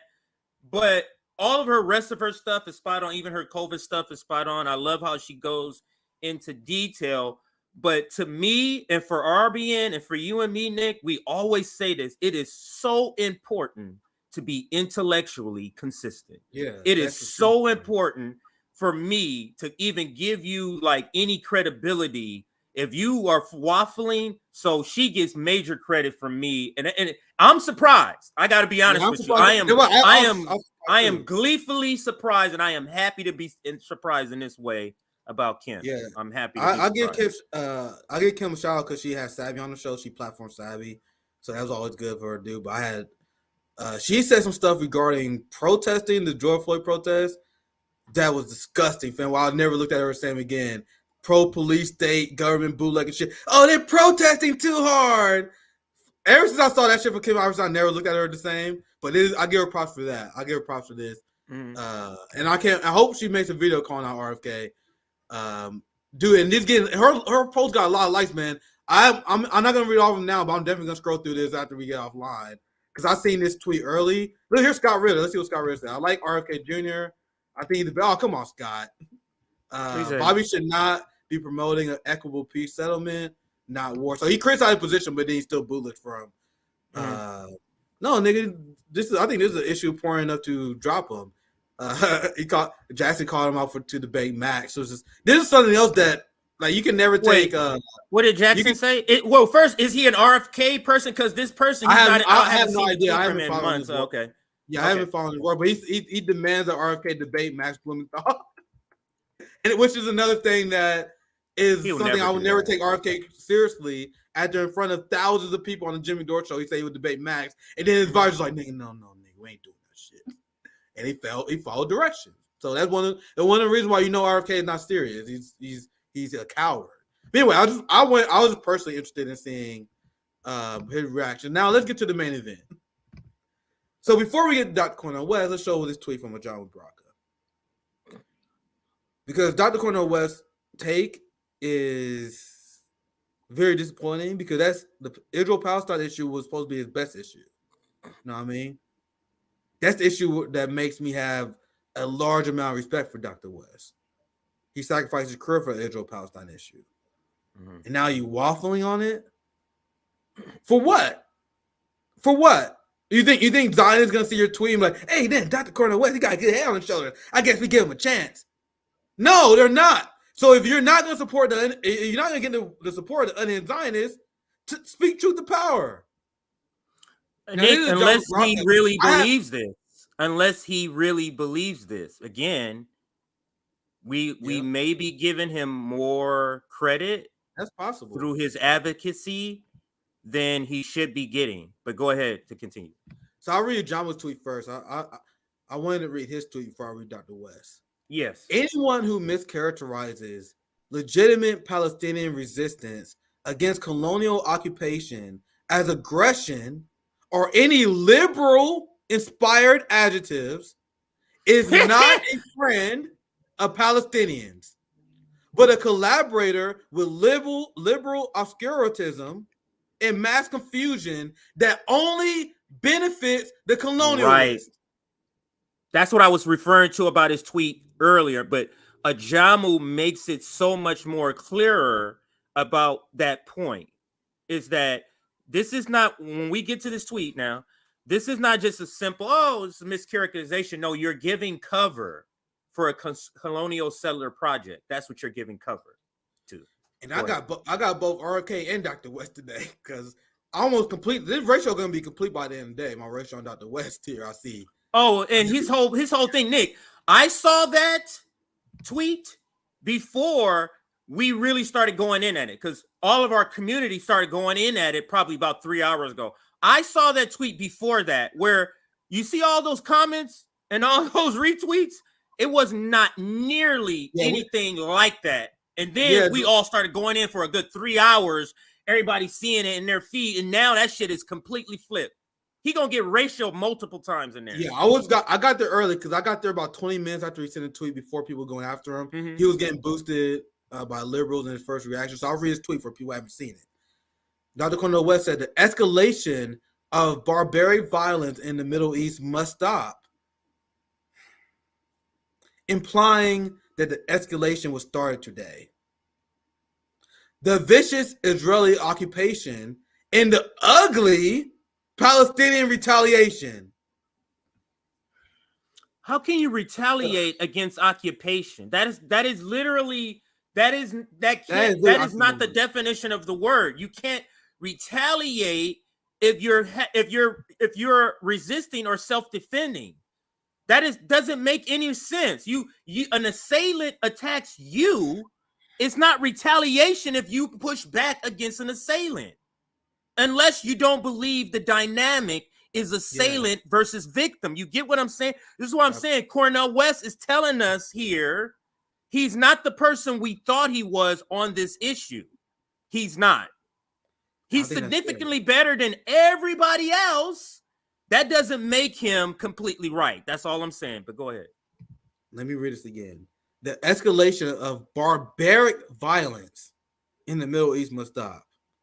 The vicious Israeli occupation and the ugly Palestinian retaliation results in the killing of precious innocent people on both sides. He couldn't wait to use that term. Both sides. We must have a lasting peace based on justice. Nick, if there's a slave rebellion, there's people on one side trying to break slavery and people on the other side trying to keep slavery. Who on the side that's keeping slavery is good, sir? Who? Exactly. So this is why I say, and I'm gonna read some more responses. I didn't see a lot of this because this ratio is astounding. I left this reply and I haven't seen it. I'm not gonna get the ratio on RK, but I'm definitely gonna get the ratio on Dr. West when this is over. But I got both of them today. I'm proud of that. I got both Dr. Cornel West and RK. Well, I say this is a horrific tweet. And this is the question I've seen people ask Dr. Cornel West. I'm sure more ask. Dr. Cornel West, what do you imply the Palestinian people do? That's the question. What do you imply that they do? When you have escalatory attacks, you have peace movements. You had a peace march where Palestinians were peacefully protesting Israel. You know what Israel did to that peaceful march? Is that, TJ? Attacked and killed 60 to 80 people. It doesn't matter if they protest peacefully.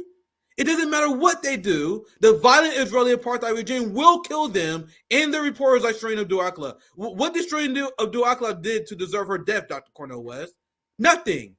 So if the Palestinian people continue to do nothing, they will continue to be victims of violence.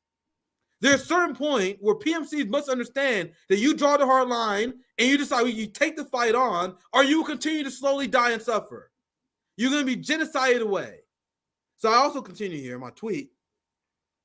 Every nonviolent action by Palestinians have been crushed by the Israeli regime. Some states are even passing anti-BDS laws in the United States. They got some in Missouri, they got some in Florida, and the Israeli lobby for that. They're taking away the ability for people to support BDS, and people like Jamal Bowman and the Justice Democrats, they don't support BDS either. So Palestinians can't peacefully boycott Israel. They can't march against Israel. And they can't fight back against their violent oppressors. So what do you say them do, Cornel West? Huddle up in a circle, sing Kumbaya, and ask Benjamin Netanyahu nicely? That's what they think. You guys see how this shit gets people killed? This non-violent shit gets people killed. That's the name of a book that all you guys should read. How many Palestinians are going to die following the direction of this bullshit? Well, let's hug our violent oppressor and they will love us. And I continue, Palestinians have every right to resist their genocidal occupier. Both sizing these issues and implying Palestinian escalated is extremely disappointing. Now, TJ, as always, ahead of the goddamn curve. CJ ahead of the goddamn game, as always. Can you want to know who the only person who didn't get this wrong? God damn, I wish he was on the ballot, my friend. PSL never been on the ballot. I hope it happens. Because there's not even close, fam, who the best candidate is. And CJ was there first. Listen, man. Not even fucking I'm close. just so happy I'm so happy they on the ballot in my state because I would just be so disoriented. Actually, I wouldn't because we gonna do the same work in our community. Probably. Yeah, we gonna do the same. I hope Jill Stein jumps into the race. Claudia is good, and whoever is in your state that is the furthest left, you vote for that person. Or if if you got a lot of choices like me, I might have Stein and Claudia on the freaking ballot here, and some more leftists that we don't even know about. So I'm happy for that, but they don't get shit like this wrong. PSL don't get shit like that's wrong because they're actual socialists. They're actual socialists. Yeah, let me read the statement here, and I'm pretty much done. I went way long on our plan, so I'll pass to you, CJ, here soon. Yeah, for sure. Here's from Claudia de Cruz of the PSO party. We join the world in standing with the people of Palestine in their just and courageous struggle against occupation. How can it be this possible to be this based? How is it possible? So as everyone using bullshit terms like unprovoked, Palestine is causing violence by resisting their oppressor. They said we support Palestinians in their just and courageous struggle because what they're doing is just. It is courageous. You got to see the Israelis fleeing from this quote-unquote homeland. Israel cannot beat them. They was humiliated despite pretty much unlimited Western military support because Israel don't have the spirit that Palestinians do. Israel know they're fake. Israel know they're not real. So are you going to fight as hard as these people who've been oppressed for generations? Of course not.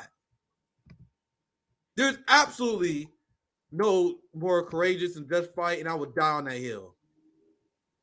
So that's my last thought. CJ, anything you want to add? I can read super chats. Yeah. I just want to read maybe 3 reactions. Go ahead. I'll say for that. Yeah, I just want to read a couple of reactions. Because QM and Mene actually responded too. It responded with the classic Sister Soldier video. That's not what I'm showing you here. I want to read more reactions to Dr. West as well because I just want to read just a couple of reactions. If you got any more, I'll start. I'll start right here. Here is I don't think you read this one, but Palestinians should. Okay, so this is Fiorella responding directly to Cornell. Palestinians should just die, not fight back after 75 years of oppression. They're fighting and doing a fraction of what Israel has done, and everyone screams. Both siding apartheid isn't a position, and anti-imperialists should take as Israel is an extension of the U.S. Extension of the imperialist U.S. Military-industrial complex, and that is spot on from Fiorella. And then just a couple more here. This one is from Misty. Always just cuts to the chase. Dude is legit trying to both side this shit. F off. This is where I first saw his tweet. Was from her. I said, "Oh my god, man!" Because when I woke up, all of you guys was knee deep in this shit, and I'm just learning like what the hell happened here when I woke up.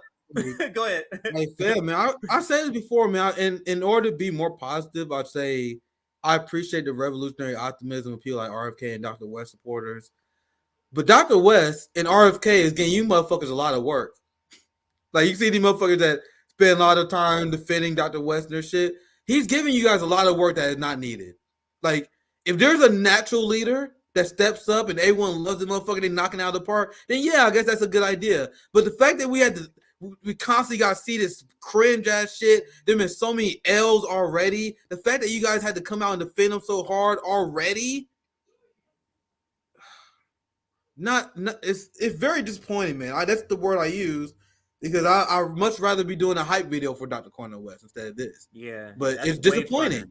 Like, that'll be way better, fam. Like I don't enjoy this. But why can't you guys be right? Like that's how I feel. Like, man, I don't want to roast you people. Just be right. How hard is it to be right? Am I roasting Rome for his bad taste? No, it's not hard. Go ahead, CJ. Swamp Communist says, you guys for real want this vote. You guys want me to vote for this imperial. So not anymore. General Strike, who always has pretty good takes. Now he's both sizing apartheid. He's trying to make sure he doesn't get even 1% of the vote. Did not think West would be a both sides guy on this. It's surprising to a lot of people too, Nick. Shut up. Yeah. There's no justice in occupation. All power to Palestinian resistance. And I'm just happy, and this is yours. You already went over yours. I'm just happy, Nick, that he's getting this reaction. At least it's telling me, okay, at least the workers are down with the Palestinians. Because if it was people just still cheering for him, even after this, it would be disheartening. Dr. West, people defending themselves against ethnic cleansing and genocide, let alone the theft of their land, is not ugly retaliation. That is self-defense, and every human being has the right to do that. And I think that's, let me read JB, and that'll be it for a reaction. Palestinians are fighting illegal occupation. The fight is for freedom from that occupation, Dr. West. The Palestinians are under apartheid conditions on their own land. They must set the terms, not the government of Israel or Western powers. That is just JB being freaking based as fuck. I got to read mine. I forgot. Yeah, go ahead. Cornel West rightfully called out RFK's Zionism, but turns out Cornel West is Zionist adjacent. Maybe it's a good thing he's now running as an independent so he can't spread this nonsense. And that's pretty much all I wanted to share, unless you had anything else, Nick. I read just a few super chats. Like, I actually legitimately didn't plan on going live today, but I did 2 hours just because this story was crazy. That's just what we do, right? So I'm glad I was able to give you guys my perspective. I couldn't wait to Monday. I couldn't let you guys ingest this propaganda for 2 days and then me come on Monday and explain everything. I had to come out first. That's why I wanted to get this out today. Give you guys the proper framing of this shit today, so you can spot these fucking progressive accept Palestine fucks in the wild. I want you guys to be equipped to catch these people. I want you guys to know what the corporate media is saying. So I couldn't take this weekend off in light of this news. So I'll read a few super chats. I'm not gonna read all of them. You had enough. I can read. Yeah, I can finish the super chats. Don't worry. Like, wherever you leave off, I'll just pick up. Yeah, I just read a few. I'll read maybe like 5 or 6 and I get out here because I actually haven't ate today, so I'm starving. I'll start for the I'll start where I left off at, just to make it easier for you. I was about to start from the bottom. I saw this one just because you shout out me. Start from where you left off, so I know. Love your support for Palestine, Nick. You're a true supporter of truth and freedom for all. I always view my positions as a duh. So I appreciate the kind words, but it's always awkward when you prayed for it, just having a duh position. You know what I mean?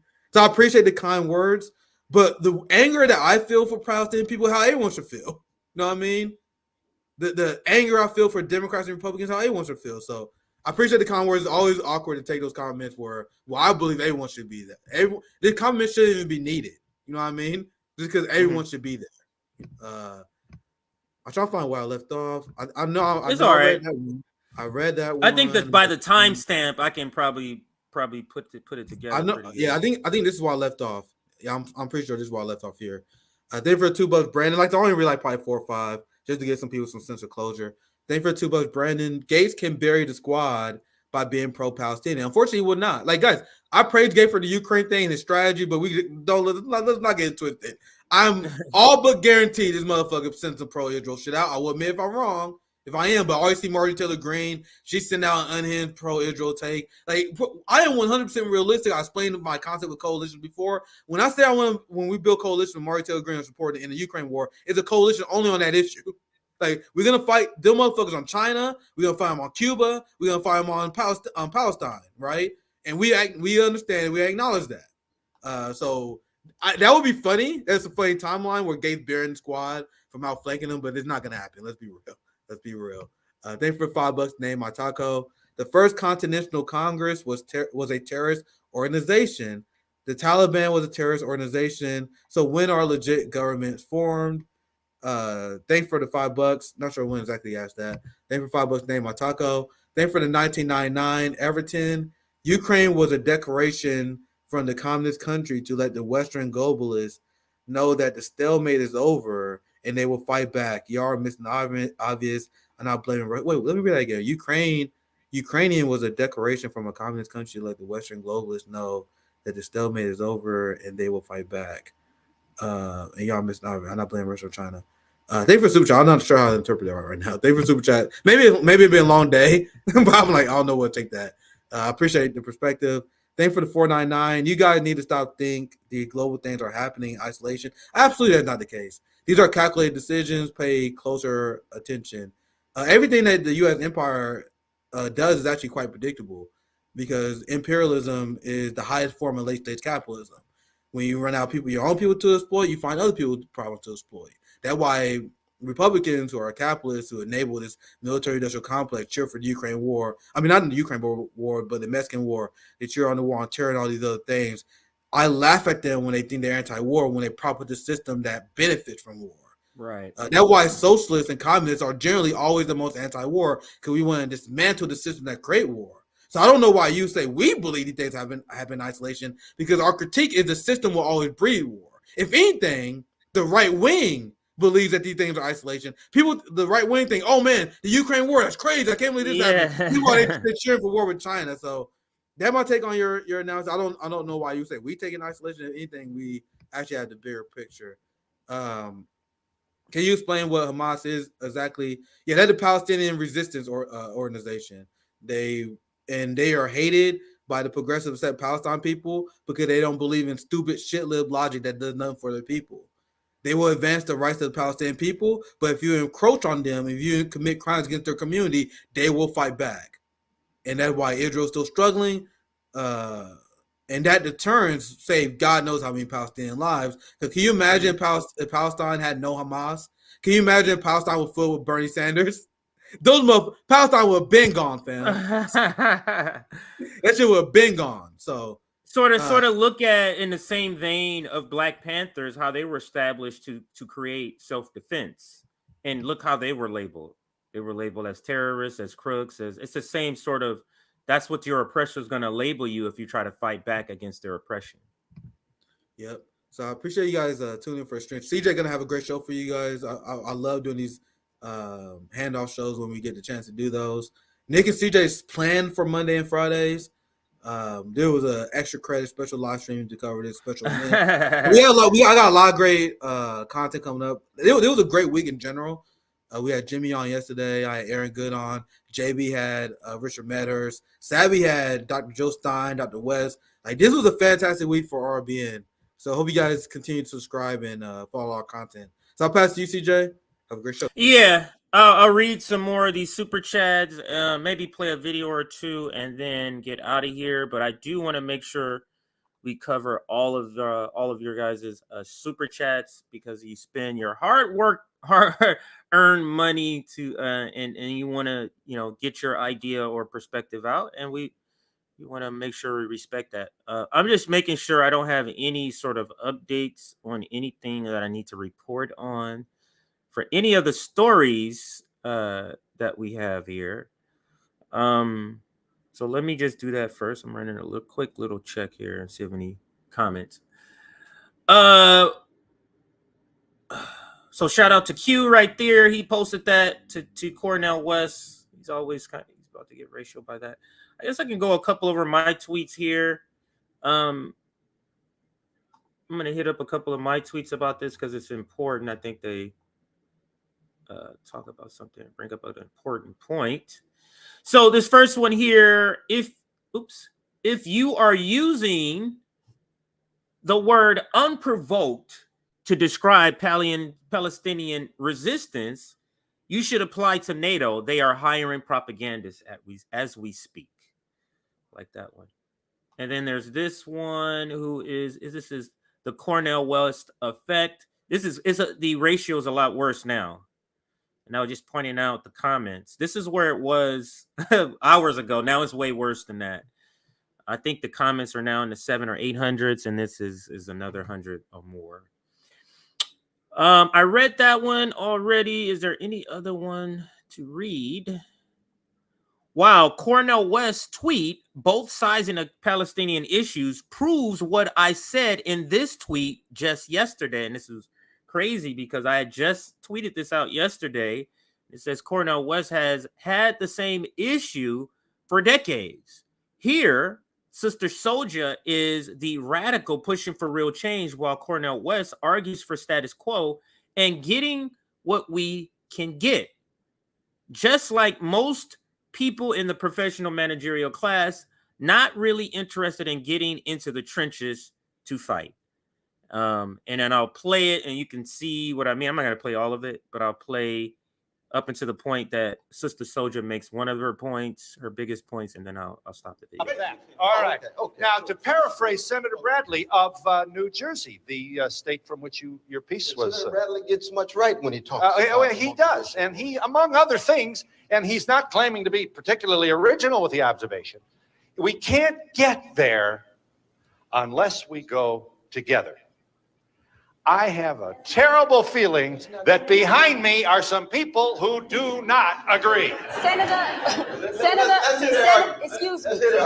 Senator Bradley of the all-white United States Senate said we can't get there unless we all go there together. Sorry, none of us are where he is. That's number one.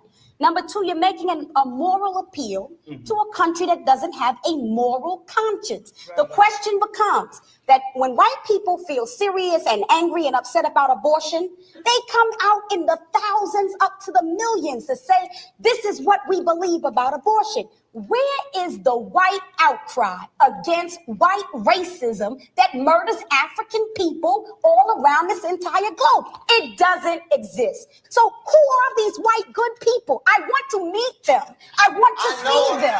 I feel it's not enough. But that might be all we can get. And guess what? I don't work with all I can get. What I work with is what I have. Listen, you have to have some confidence in the power of African people amongst ourselves to establish a foundation. We have. No, we haven't. We have utter chaos in our cities, and you've got to see that. You can have a program. I'm not saying we've built a lot of institutions, and those institutions have not been effective.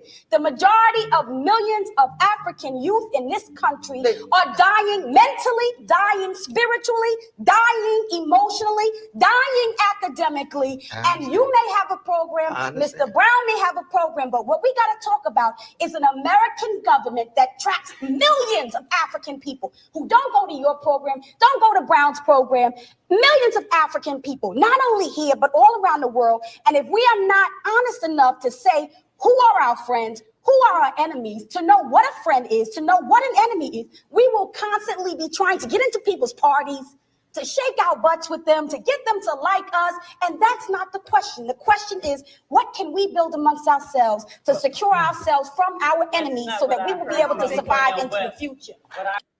Then that's a question that Palestinians are asking themselves right now. And just like in the video, Cornel West is, come on, let's take what we can take. Just like in this video, Cornel West is advocating for the same thing with Palestinians today. So it's pretty disheartening. But let's continue with the super chats. Okay, I think Nick. Now I'm coming in here, so if I skip one and Nick didn't, or I didn't pick up at the right spot, our apologies. But you know, with this handoff show, I guess I could have been a little more. Wow, that's all the way at the top. All right, so I'm gonna start at the bottom and sort of work my way. Oh, actually, he read this. Oh, so I think maybe this is it. I think this is it. Edward Kim. Western arms, which have been sent to Ukraine, have been sold on the black market to Hamas, which are using them against the IDF. Can't make this up. Wow, that's good. That's something to know. But thank you, Edward, for that super chat. Here's another one. Netanyahu gives free circumcisions with his with his mouth. That's a good one. So thank you, Jim, for that super chat. Here is Everton. We got two back to back from Everton. If I was planning a global war against capitalism, is there a period? I don't see a period there. Turkey conflict, Philippine conflict, India conflict will force to pick a side, Pakistan also, and Indonesia, de-dollarization. This is not about nations or countries. This is a fight between communism and capitalism and the future of the human race. Communists are trying to keep the species alive.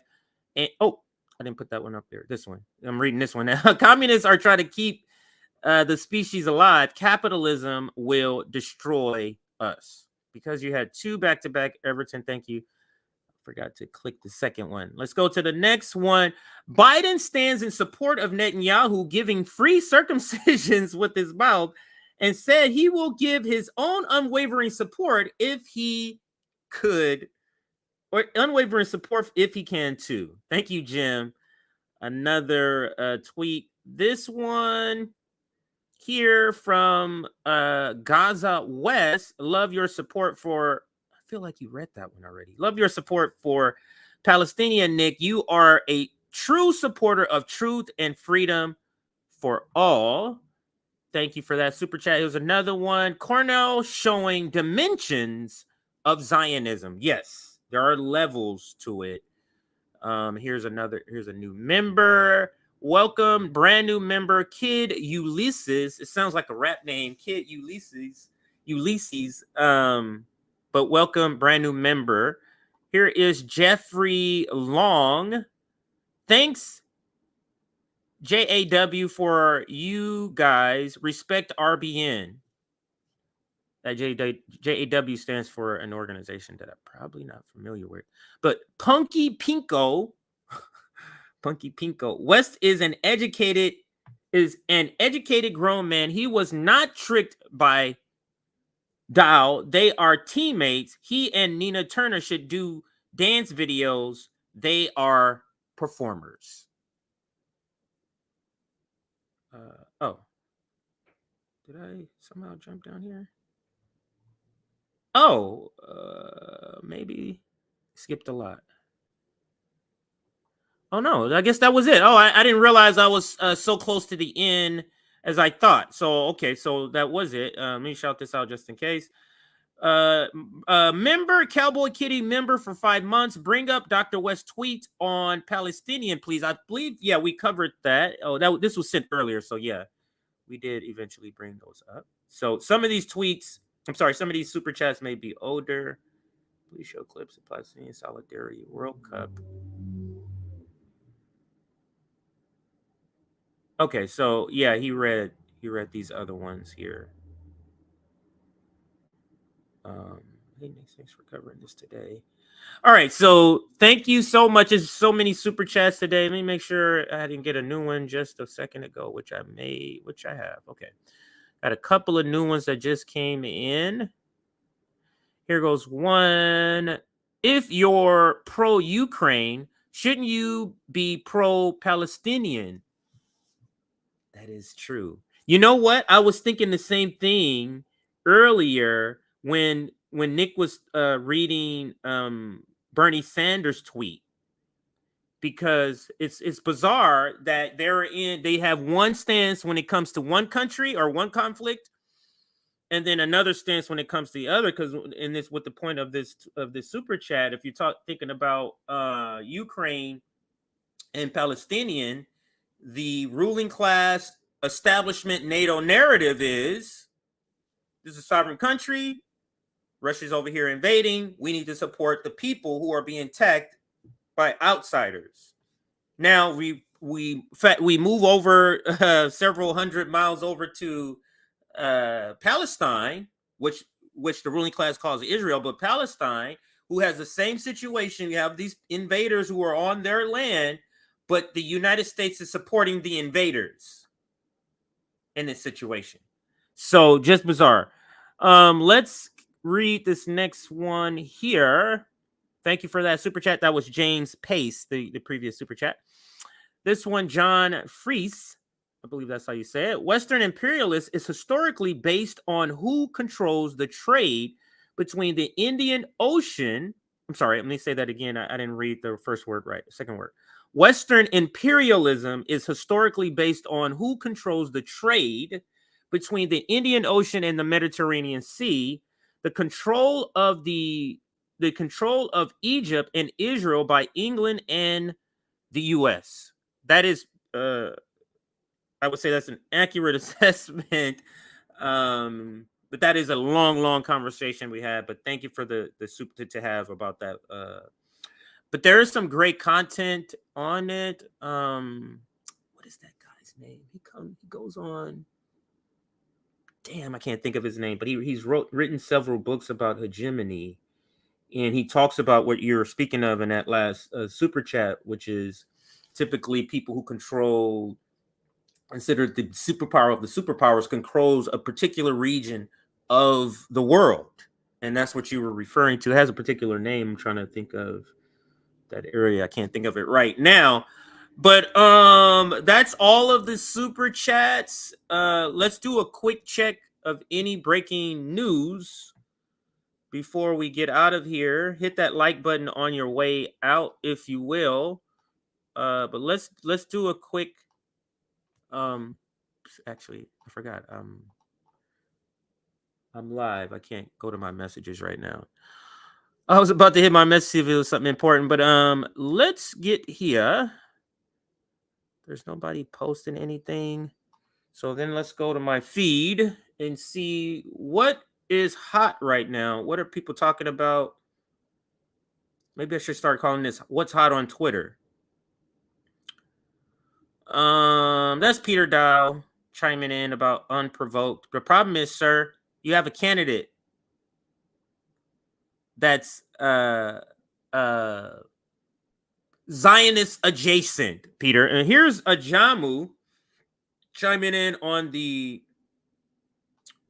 Bernie Sanders tweet, of course, with the right assessments. Let's read it. You see where these phony progressives condemning Palestinian resistance, talking about both sides while fully supporting U.S. global criminality, smash the duopoly and all forces pretending to be oppositional while aligning with enemies of humanity. Sanders is a fraud. I have to save that one for my segment on Sanders. The post-duopoly show will probably be covering that. And then here is JB. What is that? It's a little picture he has there on Black Twitter.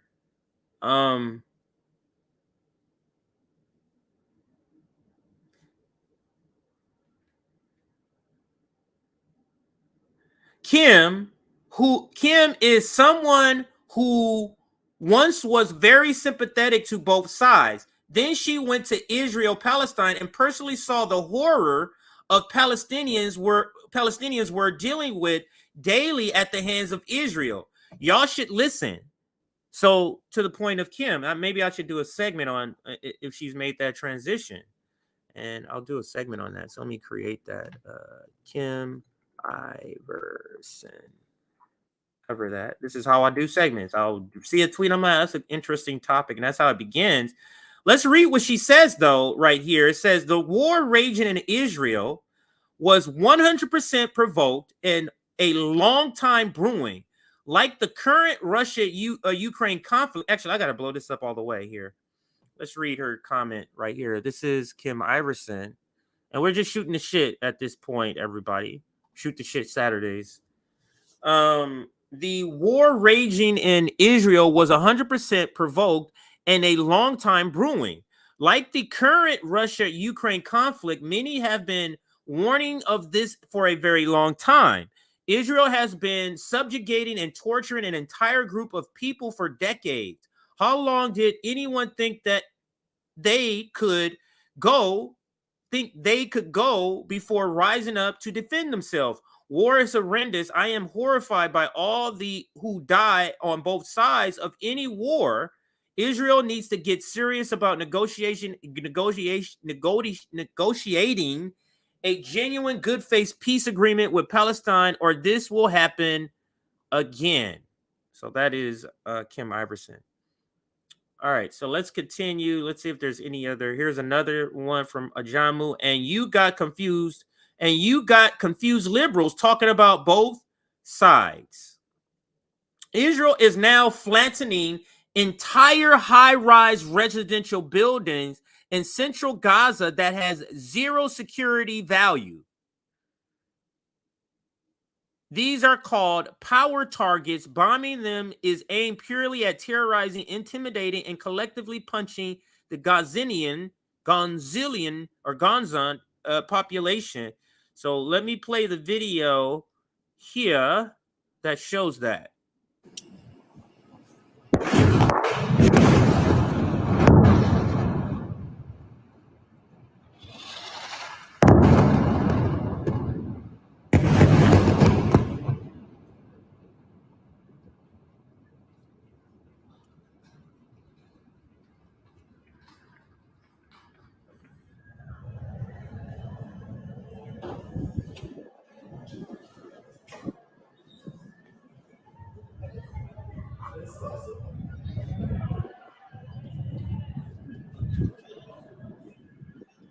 And Cornel West said both sides. These people, man, the people we're teamed up with. And here's Fiorella talking about RFK. No difference from a neocon. I'm glad he let us know his foreign policy would be just as interventionist as Biden or Trump on Israel, perhaps even more, which could lead us into another long conflict in the Middle East. So Fiorella being based. Okay, here is Los Angeles. They're protesting in favor of Israel right here. This is in LA. Okay, this is just LA with this protest or march. I wouldn't call it protest because this is in solidarity. It's not a protest, it's a solidarity.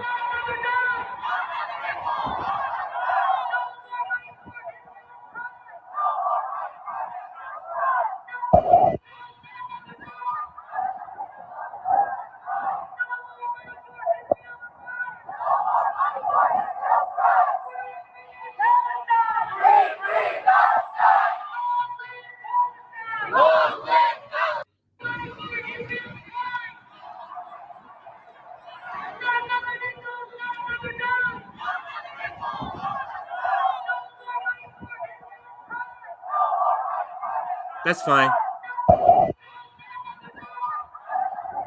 So that's LA. Let's see what else is going on. Wow, my feed right now is pretty base. Here goes another one, Colin. For the black people who need some help to understand the Israel-Palestinian occupation, let me explain it this way. If your ancestors had the opportunity to strike back against their oppressor, who would you side with? Let's go ahead and retweet that there. Some of y'all steady cheering on the rebels in Star Wars, but when real life rebels and Palestinians fight back against an apartheid genocidal occupying force, y'all side with the empire. So let's do that one there. Here's PSL.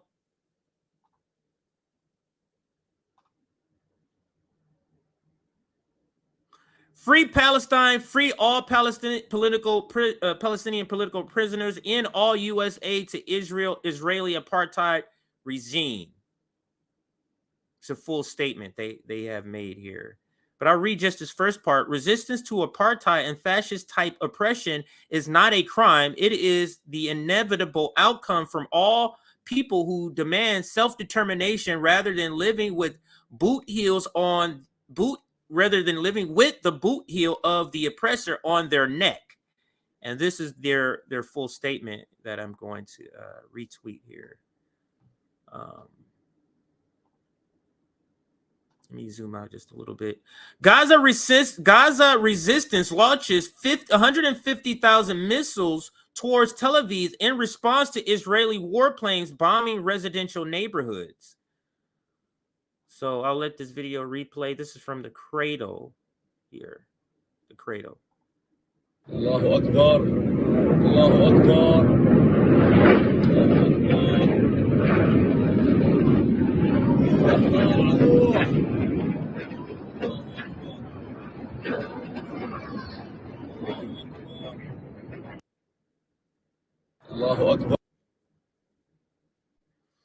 Just a lot of message. I mean, this is all that everybody's talking about right now. Let's go to Kim Iverson. She's having an exchange with RFK. Let's see what that exchange is.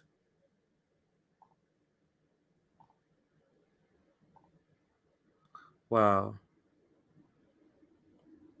But RFK is not trying to win, just like Cornel West. Okay, so let me read what she's, and then you saw this already, but you can see the exchange. And there goes my Kennedy vote out the window. Israel will need to wage a substantial military campaign. America must stand by our allies through this operation. These are words of a warmonger. I gotta save this because I gotta cover this here. Kim Iverson is leaving. This is one of his biggest supporters, especially in independent media by far. And she tweets more right here. Yeah. Maybe I'll cover this tomorrow. You would think, man, I'm having a weekend off, and then just news drop like this. And let me read what she says here. This is Kim. I mean, it doesn't sound like she's happy with this, but she's trying to be intellectually consistent, and which I do appreciate from anybody, to be intellectually consistent. Here's RFK losing votes as he advocates for Israel to carpet bomb Gaza and continue to create the very situation that provoked the current events. If you lock people into a small area, deny them basics like water and electricity, and bomb them. I'm sorry. Let me open up her tweet to get the full context here. If you lock people into a small area, deny them basics like water and electricity, and bomb them any chance you can excuse, they are bound, in bold, to retaliate and defend themselves. I am horrified by what is happening on any battlefield. War is ugly. People die. We need to advocate for peaceful resolutions to both the Ukraine-Russia conflict and the Israel-Palestinian conflict. Because what she's doing here, which I like, she's including the Israel conflict here to point out to RFK, you got Israel-Russia right. It's the same dynamic with Palestine and Israel that you're getting wrong. Same dynamic, sir. So this is great. What she does, and that's Sabby giving her the pound there. Let's see if there's any other reactions we want to check on here. Here's Kit from the Gray Zone. Yet you cheer attacks on Russian civilians. They're just pointing out other people. Hypocrisy here. Danny. Notice how the warmongers in the West hide behind Hitler. Putin is Hitler. Xi Jinping is Hitler. Assad is Hitler. Now Hamas is Hitler? Yeah. Wow. All right. I think I might end it there. It's a lot going on right now, but most of it happening in my feed is. Hold on a second here. Somebody may have dug up some good information. This is Joe Biden. Let's listen to Joe Biden several decades ago on this. We look at the Middle East.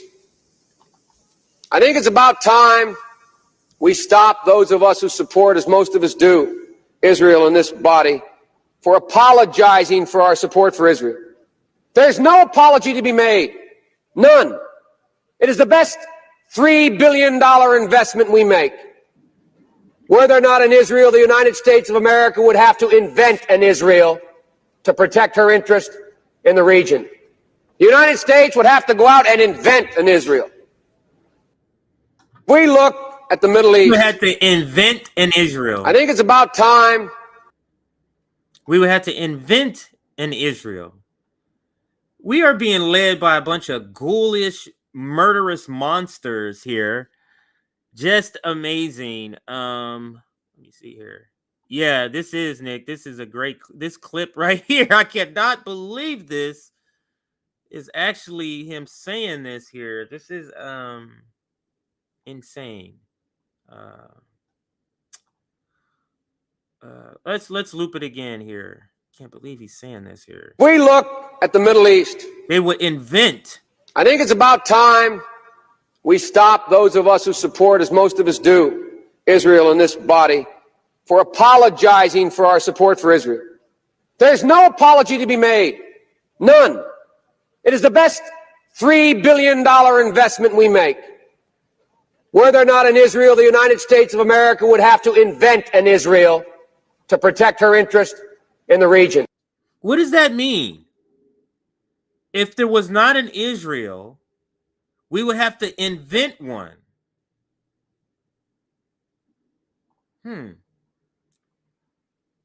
Yeah, this is our president.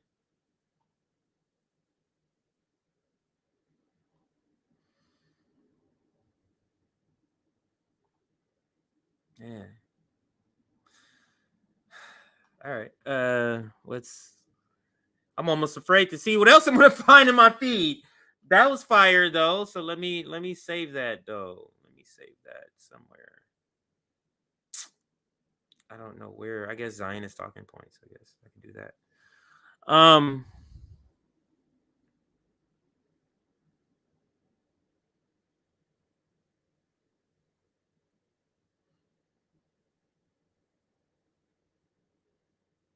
Yeah, you lying, Charlie Kirk. So Charlie Kirk says, warning, horrifying video of Hamas militia going door to door, killing Israeli citizens. That's actually not true. And Sabby points that out. If you zoom in and look at the uniforms, you will see these are Israeli soldiers, people showing their ass today. So this is horrifying when you're saying this is Hamas. But when you find out this is not Hamas, is it going to be just as horrifying, Charlie Kirk? Yes. And let me retweet this here. Purposely misleading people, I guess. I don't know if that's what he's trying to do, but let's retweet that. Let's see anything else here I can cover. Ajamu Baraka just been on kind of fire today. Here's another one. And Negroes talking both sides in Palestine while assuring Massa they stand with him in support of right-wing racist Ukrainian puppet government. Man, he has been on fire today. On fire. Hey, in case anyone forgot, RFK is a bloodthirsty Zionist. All right, so I think we can get out of here. I don't think there's any major outside of this news that I should be reporting on. So I'm gonna get out of here.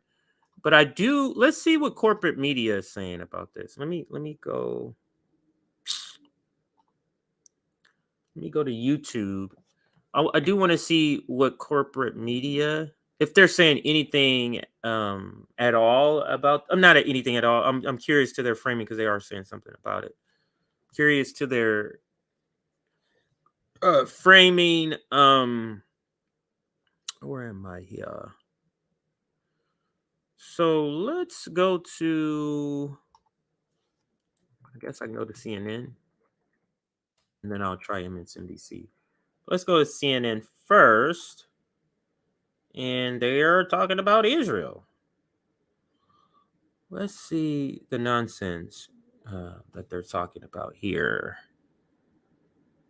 All right. All right, so I do have it coming up. Let me share that now.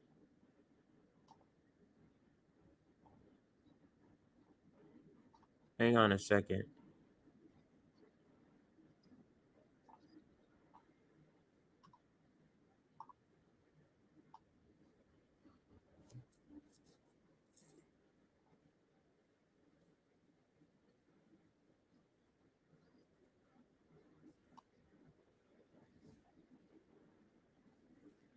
Hospitalized. Secretary Austin met with top U.S. military officials just a little while ago, including the commander of the U.S. military's Central Command.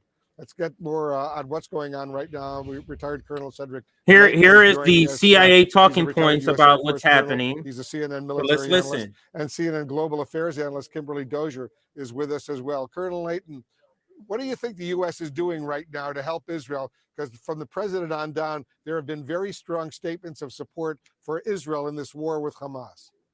War with Hamas. Well, in concrete terms, Wolf, we will speculate a little bit here, but the basic things that we end up doing are logistical support if the Israelis need it.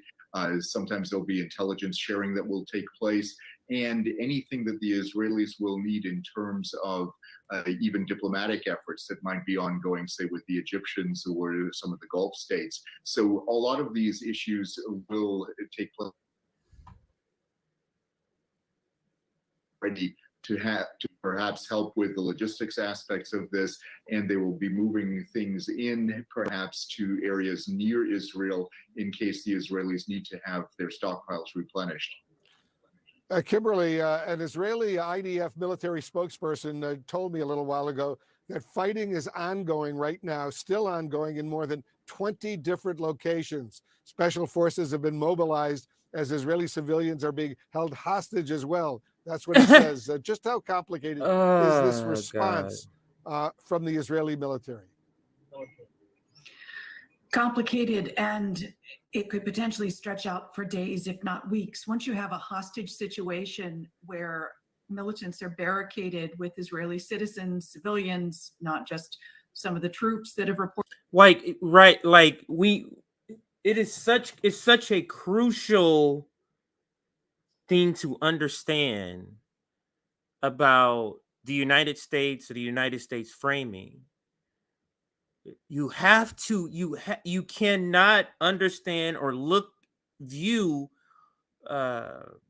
United States media and their reporting on Israel without understanding the history of the United States being in the very place of being the invaders to a land.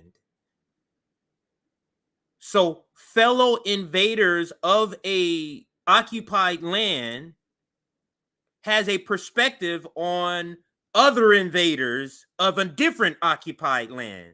You get what I'm saying? Like that has to be always forefront when we're seeing even this nonsense that we're seeing here and how they're describing it, because the words they're using to describe the people who are resisting is the same words they would use here in the United States to describe people resisting slavery. You resisting slavery, you are the terrorist. You're resisting slavery, you are the violent thug. That's why it's so easy for this sort of framing, and it's so easy for Americans to buy into this nonsense. This is no war against Hamas. You're talking about a place that has billions of dollars versus Hamas who does not. That'll be like, this is a war. This is a war between slaves and the rest of the United States that sees slavery as free, as illegal. It's absurd. It's absurd. So that's the framing of all of this. Even though we got to listen to it, because we got to listen to it to study these morons. But this is all cope. This is all from the perspective of a fellow colonizer. Reportedly been taken. It becomes very difficult for the Israeli Defense Forces. They've got to move slowly and precisely.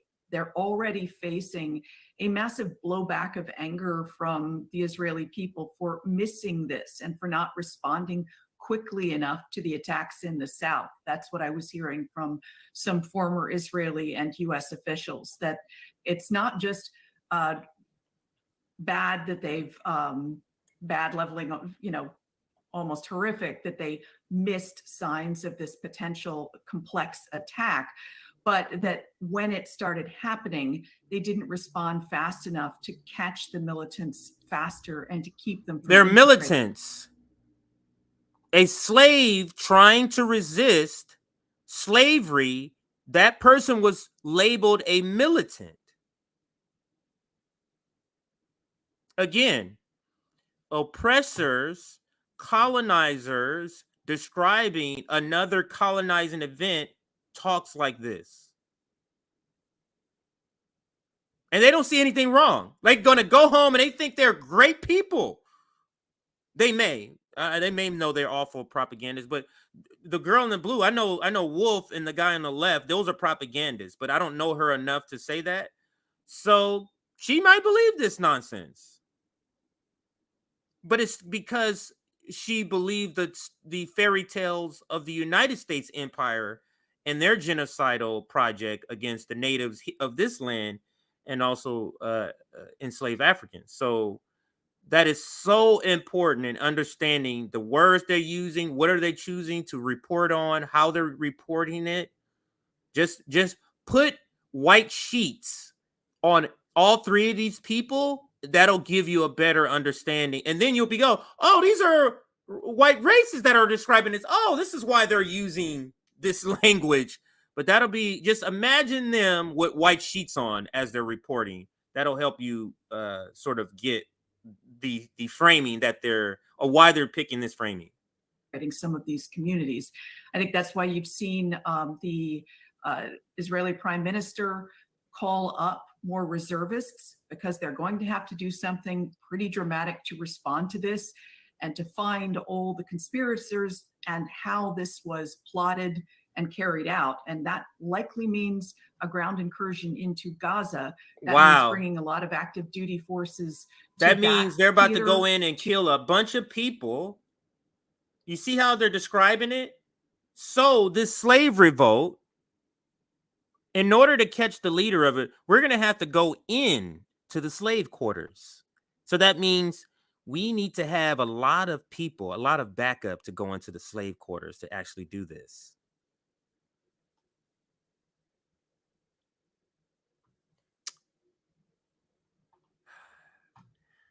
This framing is so off, but it's important that we study attack this. there, which means they'll need reservist troops to backfill them and keep the rest of the country secure. Keep the rest of the country Colonel Layton, Israel keep the rest of the plantation secure while we go into the slave quarters. Is preparing for a ground incursion into Gaza, and that, quote, all options are on the table. So give us all options are on the table. Do you know what that means? They about to go in here and slaughter indiscriminately kids, children, newborns, pregnant women, indiscriminately slaughter people. And our media frames it this way as it's some sort of just self-defense. A sense what that looks like. So the most likely scenario, Wolf, just like Kimberly mentioned, is a ground incursion into Gaza. That's going to be a really, really tough thing for the Israelis to do. They have done it before, but this is urban warfare, and Gaza is the most crowded place, I think, now on the face of the earth in terms of density of population per square mile. And given that fact, there are a lot of different things that they'll have to consider. They want to go after the military targets, in essence, the Hamas targets, but there are going to be situations where there will probably be collateral damage, in other words, civilian casualties, and that's preparing you for the atrocities coming, but they want to make it seem like they're framing it as if this is just an unintended consequence. No, that is the point of this. Our media is so complicit with so much atrocities and so much death. They're so complicit with the framing, and diluting it for the American public digestion.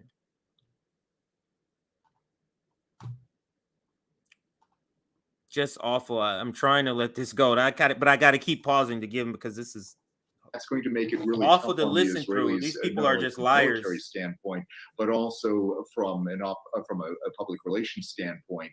The other thing, of course, that they're going to do is they're going to use air power to go after these areas.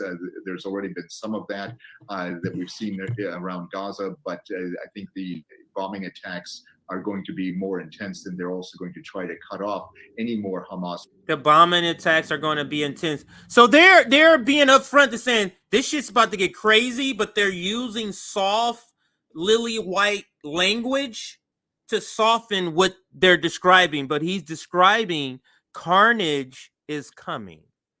That is what he's describing right here.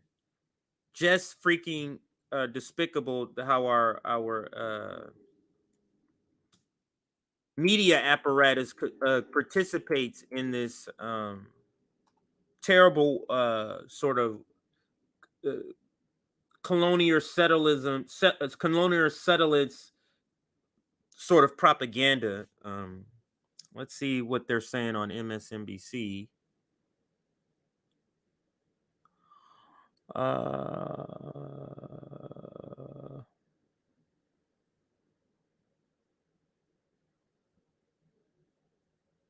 Man, it's all over Israel. It's all over MSNBC. It's the supposed left channel. The supposed left. President Biden just addressing the nation in the wake of Hamas attacks on Israel. I want to bring back NBC News correspondent Ali Rafa, also with us, New York Times Chief White House correspondent Peter Baker. Ali, the president saying that the U.S. has Israel's back, saying that Israel has a right to defend itself, full stop. But also, Ali, the president confirming that entire families are among those taken hostage in Gaza. Yeah, Lindsay, a very powerful message in a very short span of time. And these remarks from President Biden in the White House just a minute ago. And as you mentioned, he talked about the diplomatic efforts, the communication by his administration, as well as himself personally since this crisis started. We're standing with Ukraine on one side, and then we're standing with the supposed oppressed people in Ukraine, and standing with an oppressor in Palestine. That's the United States. But he also talked about the human aspect of that. These images that Americans have been seeing, people around the world have been seeing for hours now, as you're seeing on our screen. For hours? These images of just the devastation caused by this attack in Israel. Wow. When it happens to Palestinians, you motherfuckers don't say nothing. Palestinians have been their land has been being bulldozed, bombed. Y'all don't come out here and say none of this shit. You don't say nothing about Hamas has the right to defend themselves. You don't say that Gaza has the right to defend themselves. You don't say any of that shit. What's happening? By Hamas militants. And he reiterated, as we talked about, what he said earlier in that statement after he had this call with Prime Minister Netanyahu, that this support for Israel will continue. He called it unwavering, rock solid. He said, quote, the world is watching. He said he spoke with also the King of Jordan, members of Congress. He's still coordinating with his administration officials on next steps here. And he also vowed to continue having personal communication, one-on-one communication with the Prime Minister as this continues. And Lindsay, it can't be underscored enough how important and significant this alliance is between the United States and Israel. It's one of our key alliances. It's our strongest alliance in the Middle East. And it also is extremely important as far as the stability in the Middle East. So you heard the president commit to continue helping Israel for as long as it needs, in any way it needs, actions. But we're still waiting to hear what exactly those actions will entail. What could the U.S. continue to do stepwise, specifically to continue helping Israel? So those are definitely things that we're going to continue to watch and see as this situation continues to be very fluid, as well as the reaction to it from members of this administration and White House officials all around, Lindsay.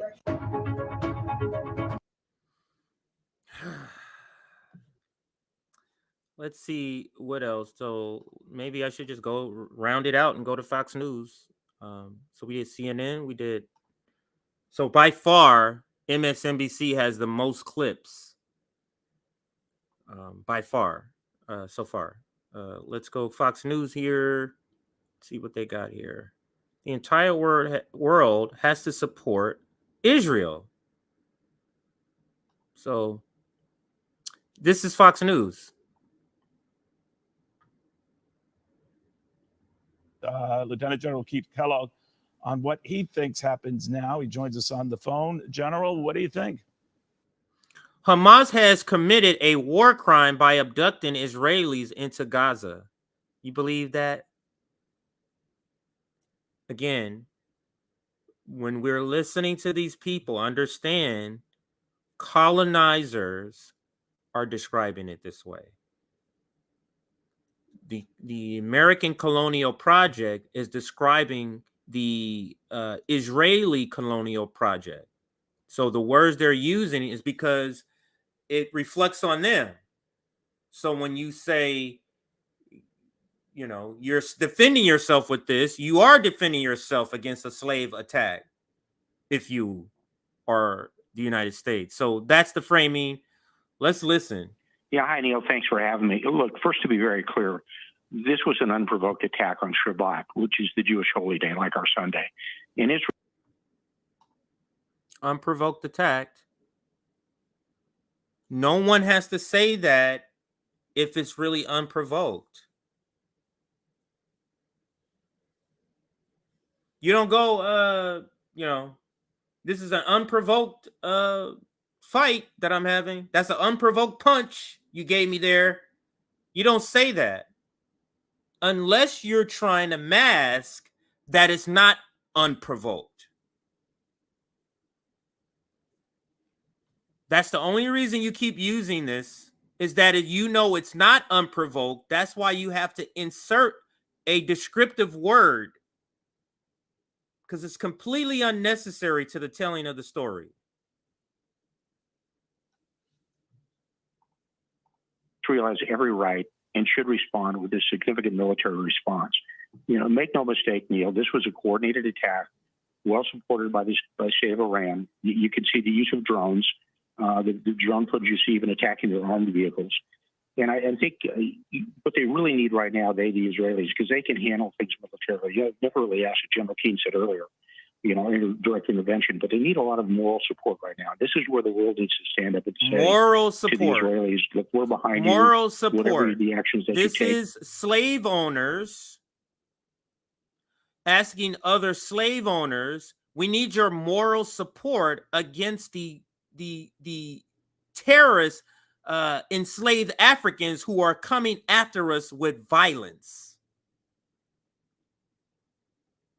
Slave owners, colonial settlers are talking about morality, people.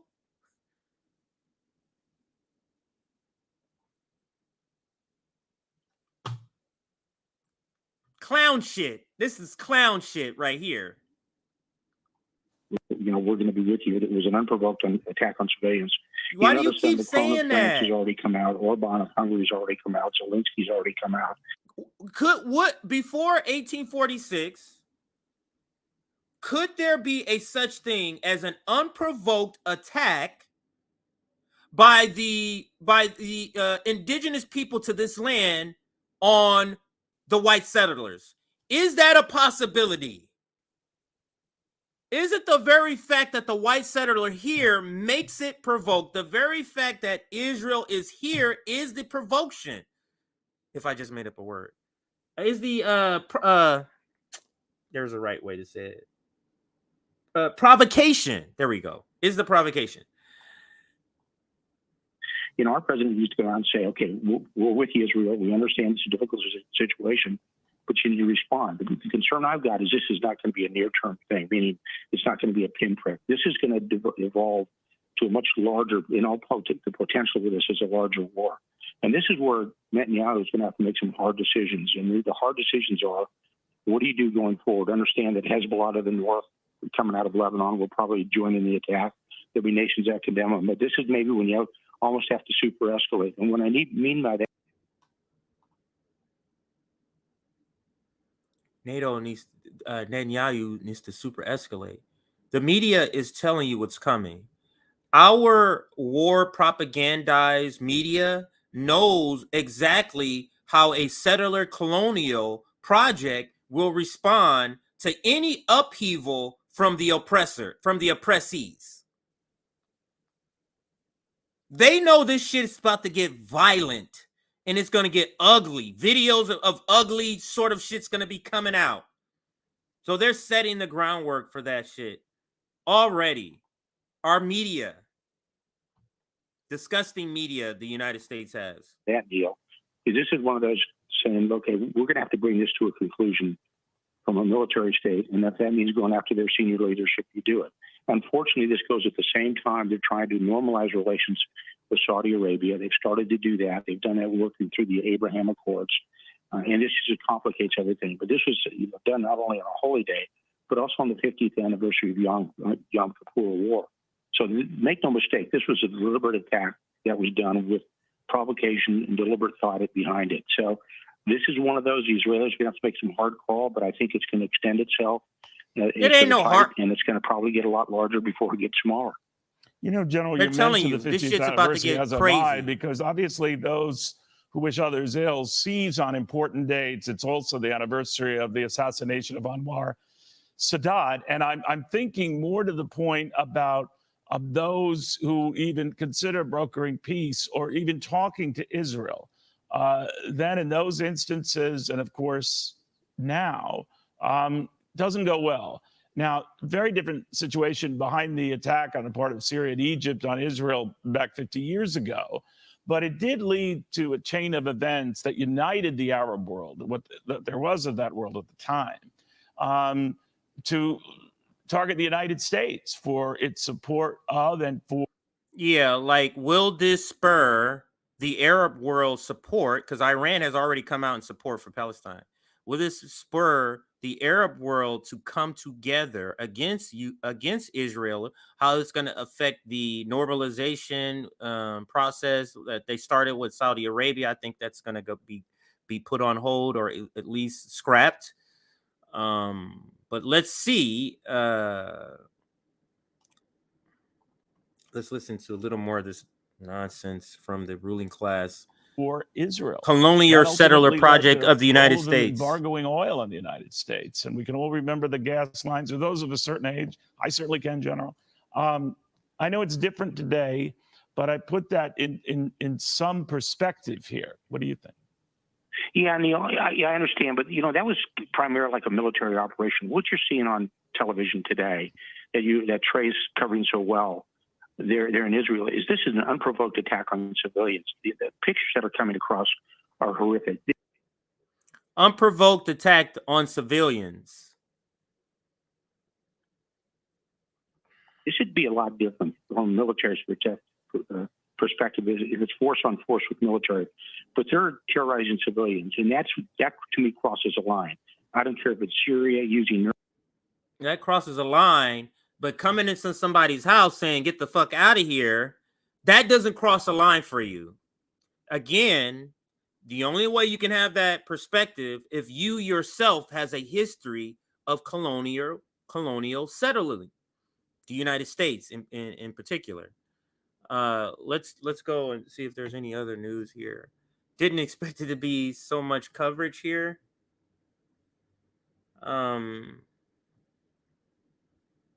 Let's go to forget what the other. I wanted to type in Israel. That's what I wanted to do. So Israel. Let's see what other news organizations, ABC News, NBC News, if it's any other sort of Let's go last hour so we can get the most updated information here.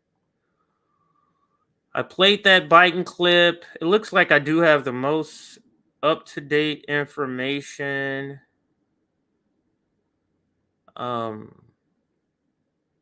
Fox News, Fox News, Fox News. I'm looking for a better source here. Looking for a better source.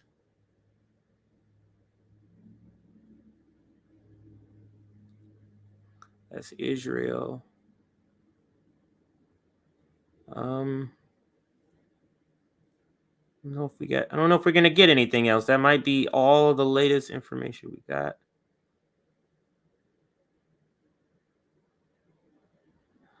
Let's see. Is this Trump reacting? Let's see if this is Trump reacting. I'm the only candidate in the race who, according to the polls now, can beat Biden. I mean, it's hard to believe. Don't forget, the Democrats start with an advantage. I won't tell you what the advantage is, but different people automatically vote. Different people vote, and they sort of are locked into that vote no matter how bad a guy is. If a man's grossly incompetent, he can't speak, he can't put two sentences together. He can't find his way off a stage. Let's see, there's a... I got there. I could jump off this one. I could actually do it. He couldn't. Or I could just head back the way you came, right?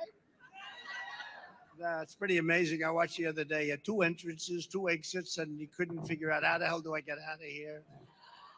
And he just made a statement on Israel. It lasted for less than 2 minutes. So he comments on Joe Biden making a statement about Israel, and then I'm going to get out of here, guys, or guys and gals and humans. So let's listen to what he says. Which is better than usual when you think of it. And naturally, he didn't take any questions. He doesn't take. I take questions from everybody. I do a press conference in the Oval Office. I would have some hostile people. So that's all. That's the only comment. They titled it as if he talks about it, but he literally speaks what, 4 words on it, not 2 words, 4 words on it, and then skates off. So we are going to call it here. I don't think I should have to do another go round about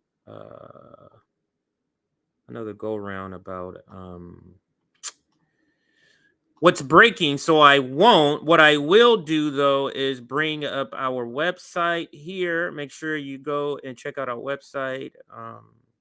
If you're disappointed in Cornel West, you don't have anybody you can vote for because Claudia de la Cruz is not in your city, don't fret. You don't have to have somebody to vote for all the time. Just do work in your community. You can always support RBN. Here's our website. It's scrolling there at the bottom. You can check out. I need to sit upright more. This is what I look like sitting upright. I always lean forward here. People think I have no neck, but I do.